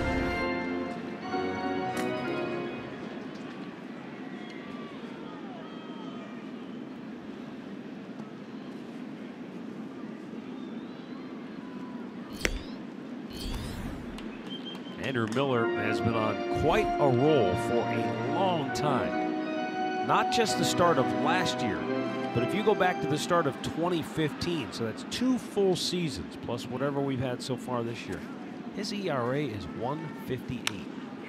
Smashed up the gun. What a stop by Ramirez. Flips to LINDOR for 1. On to first. Nearly a spectacular double play. Wow. As it is, that was a great job by Ramirez to keep that ball from getting into center field. And then the presence of mind to flip it to LINDOR, who almost turned 2. Watch the teamwork on this. I mean, the range here, I thought the ball was up the middle for a base hit, but Ramirez snags it on a dive flat out, let alone try to turn it. Just to get the 1 out is remarkable right here. I thought that ball targeted to center field, but what a play to get the 2nd out.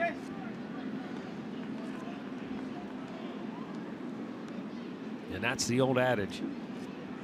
You know, you can affect the game even if you're not hitting.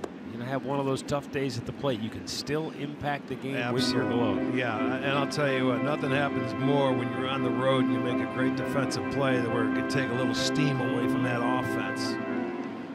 You think you got him, and the next thing you know, you make a great play, and it's demoralizing sometimes. Jason Castro fouls one off the end of the bat. He's in the hole, 0-2.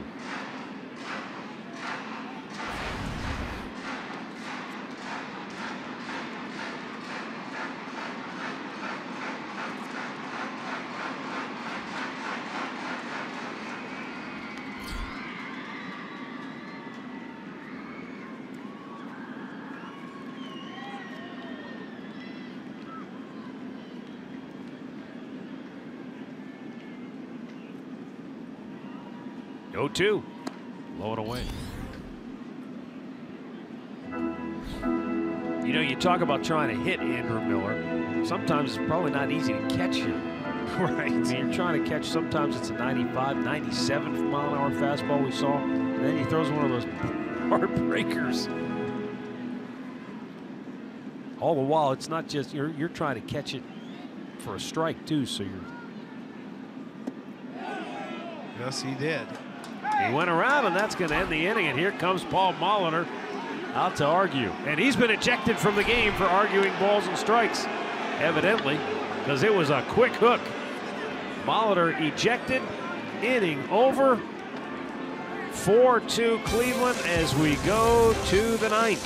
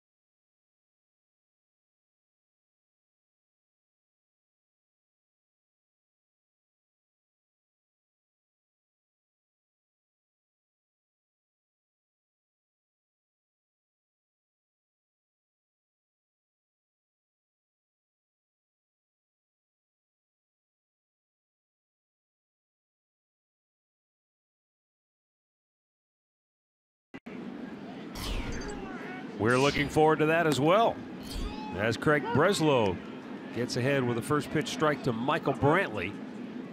Brantley drew 1 of 2 bases loaded walks for the Tribe in that 7th inning when they scored 3 times to take the lead. Grounded towards short, and Polanco throws out Michael, 1 away. Our play of the game brought to you by Pat O'Brien. And this was the at-bat of the game right here with Brantley at the dish. Well, he's down in the count 0-2, but watch, they stay inside with all fastballs. They were not going to give him any breathing room after this. He fouled off that breaking ball, and it's heater in to get to the full count, and he missed. And there it goes. There goes the go-ahead run coming to the plate after he had him down 0-2. So they certainly take that. They added on after that. We've got a timeout for pitching changed. It's going to be Ryan Presley coming on when we return here in the 9th inning.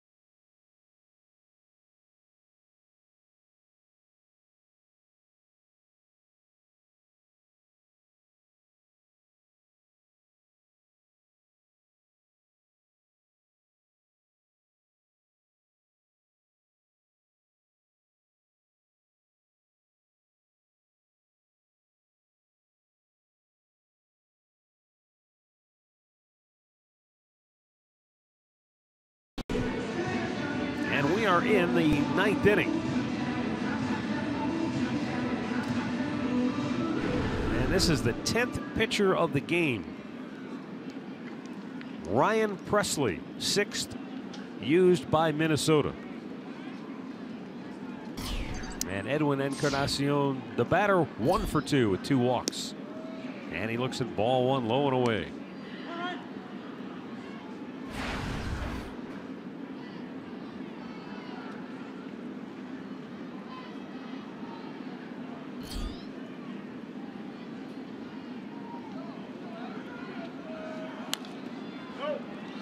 Way back out of play.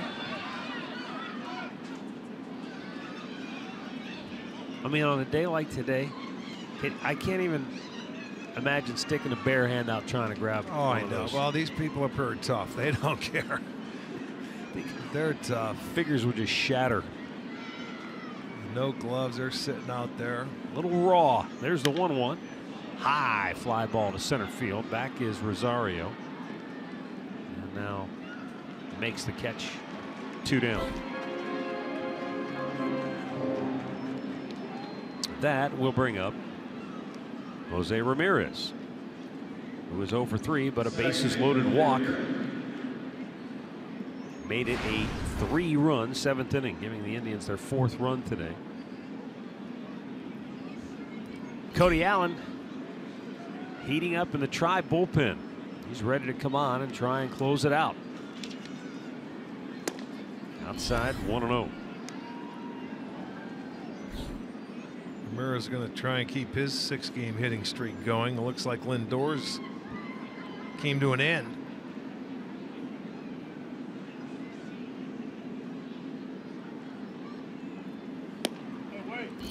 It was a career high 12-game hitting streak for Lindor.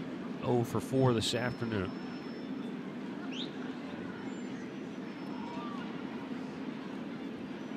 Ramirez with one more chance to maybe push his to 7. The 1-1. Shot it. Foul by inches down the left side.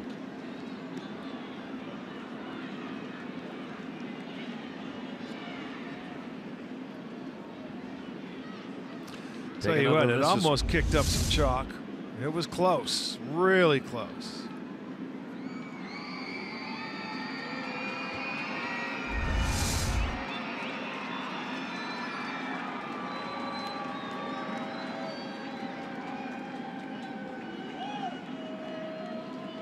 The 1-2. Breaking ball. He did not go.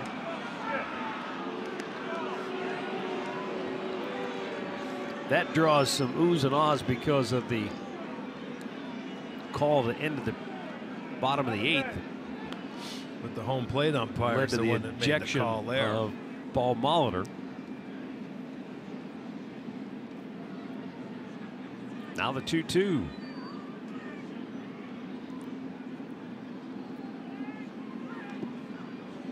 And now the count is full. Castro keeps trying, doesn't he? Check it.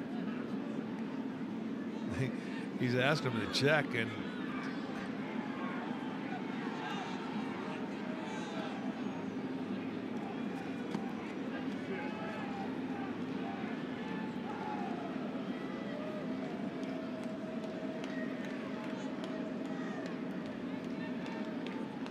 looks like he's called for another breaking ball. The 3-2 in the dirt. So a 2-out walk to Ramirez. His hitting streak looks like it will indeed come to an end, but he's reached base twice today. Of course, the bases loaded walk in the 7th was very key at the time. And it brings up Lonnie Chisenhall. Wow. I think the cold air is finally getting to me. Lonnie Chisenhall walked in the 2nd inning, 0 for 3 since then.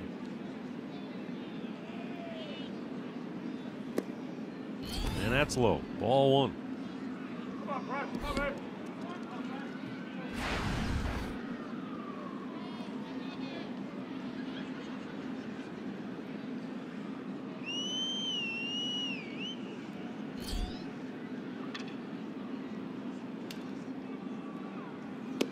Way outside.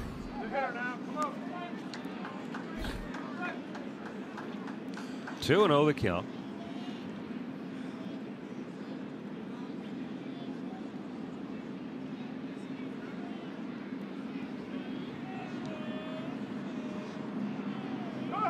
Runner goes. And it's ball 3, and they're not even close. They didn't even get a guy to the bag to take the throw. Yeah, as Jose has his first stolen base on the year. Yeah, it's almost like they're just waiting for him to keep going. Why not? Get yourself in scoring position. Now he's down in the count 3-0. Try and get one more run if you can.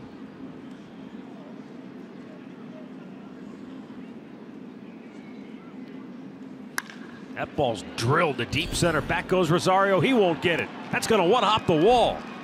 Ramirez will score. Lonnie into second base with a 2-out RBI double, and it's a 5-2 Cleveland lead. Yeah, a 3-0 green light for Chisenhall, and he smokes it. That's what you do with that 3-0 pitch. Boy, he hit a P right back to center field over the head of Rosario in center field, man. Right down in his wheelhouse. That's where you swing at a 3-0 pitch. Well, they get one more on the board. It gives him 5. It gives him 10 hits on the ball game. I think that's the very definition of keyholing. You're looking for one spot. Baby. He got it. And yeah, that's where you get after it. Yan Gomes, second at bat today. It's low. Ball 1.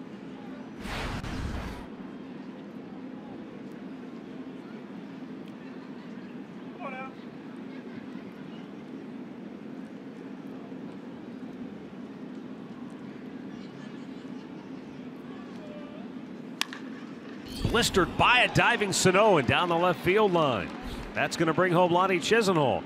Gomes chug-a-lugging into second base, and he makes it with another 2-out RBI double. And it's insurance run big time here in the 9th inning for Cleveland. Yeah.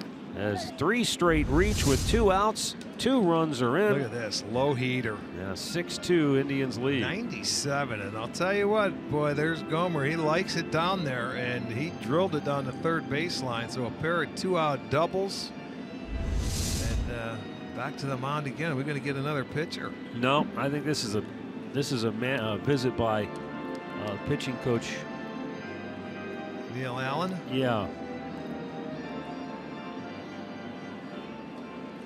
So it's a pep talk, although they do have, is that Michael Tonkin up in the bullpen? Yeah.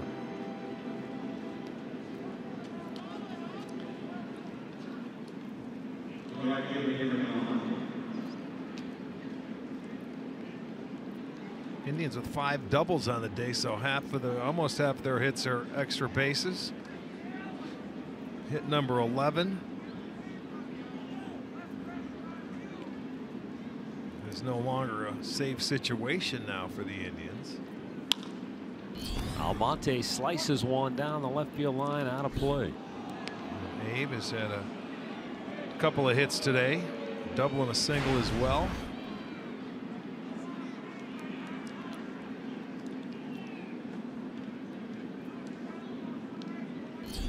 Almonte, 3 hits in the series.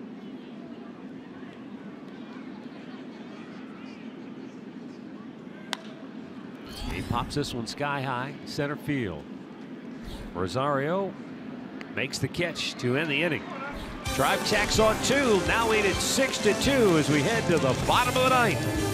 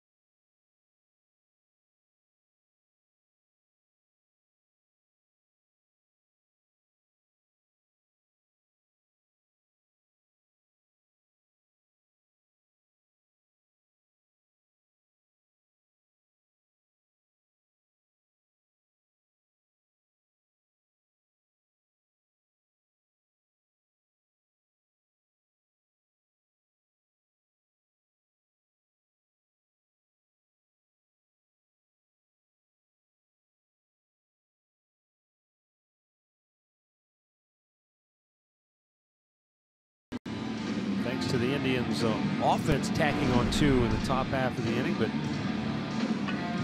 Cody Allen doesn't mind. He is a perfect 3 for 3 on the year in save opportunities, but he's got the bottom third of the Twins order, just trying to protect the 4-run lead and pitch the Indians to their 2nd sweep of the season. And it will be Jorge Polanco, Eddie Rosario, and Eduardo Escobar in the bottom of the 9th. Unless this inning ends in under 4 minutes, this will officially be the 2nd longest game the Indians have played this year. The only one longer than this one will be that 4-hour affair between the Indians and Tigers. 9 innings, 4, yeah. That was the 7-6 game when the Indians scored 5 in the bottom of the 9th. This one is just taking long. Well, you got so many pitchers out there. there. Yeah, you've had, what, 10, 11 pitchers now, and you had a lot of pitches, period.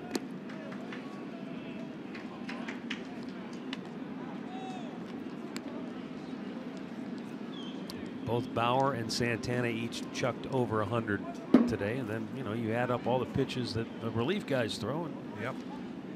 Well, we saw 4 pitchers in 1 inning. Now the 1-1. High fly ball, center field. In comes Lonnie. Chisenhall camps under it. 1 down.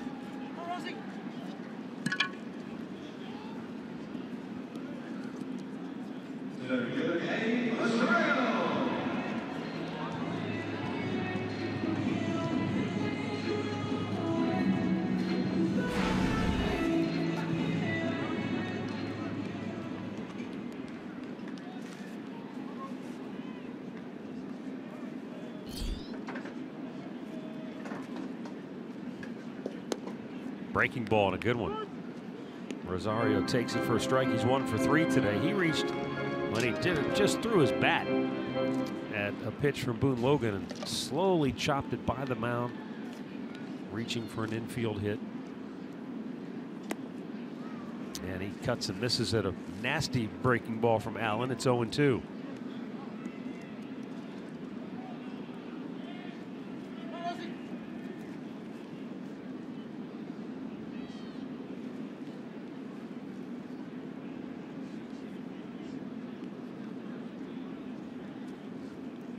Chased it again, strikes him out, 2 down. Well, that didn't take long. 3 hooks, and that was it. Cody gets his first strikeout. The Indians have 10 as a team, so 3 straight curveballs. That one falls out of the strike zone, gets Rosario to swing at it, and that is out number 2.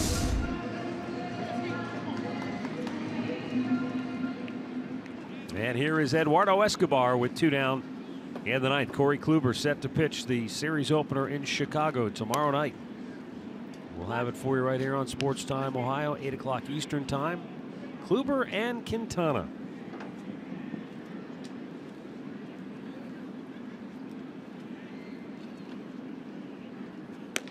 Upstairs.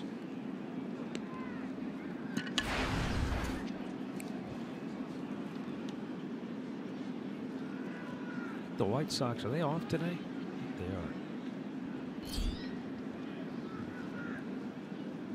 Breaking ball, waved at it. Well, I tell you what, Cody's got an enticing hook, and they keep chasing after it, even if it's not in the strike zone.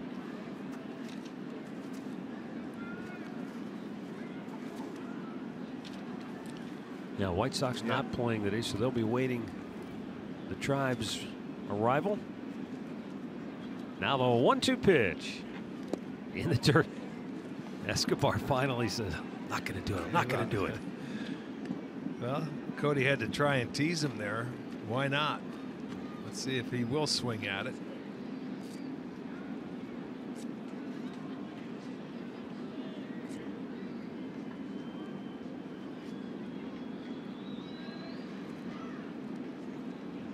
Now the 2-2.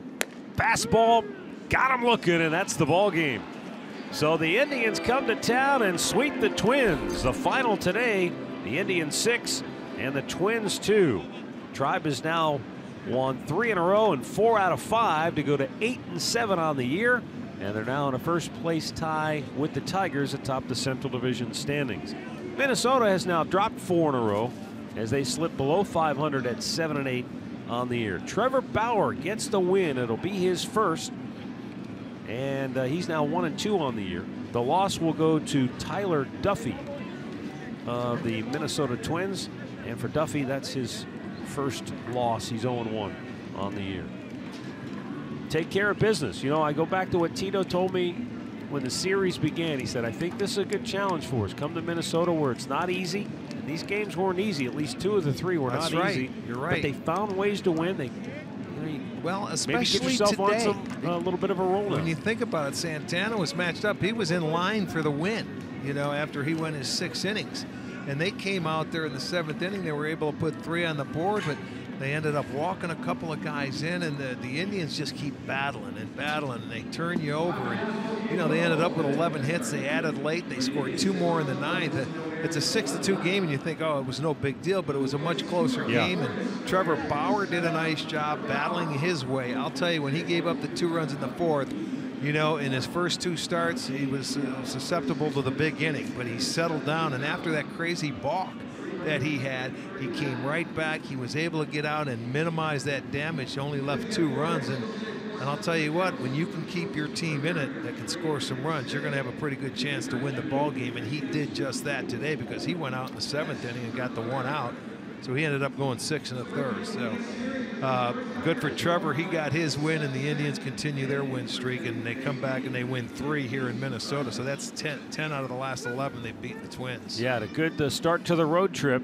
Next up, Chicago, and a showdown with the White Sox that will come your way tomorrow night right here on Sports Time Ohio. So the official time of the game was 3 hours 36 minutes, 1 minute shy of being the second longest game the Indians have played this year. They win it by a final of 6-2. For Rick and Andre, I'm Matt Underwood. Thanks for watching. Stay tuned. Indians Live is next.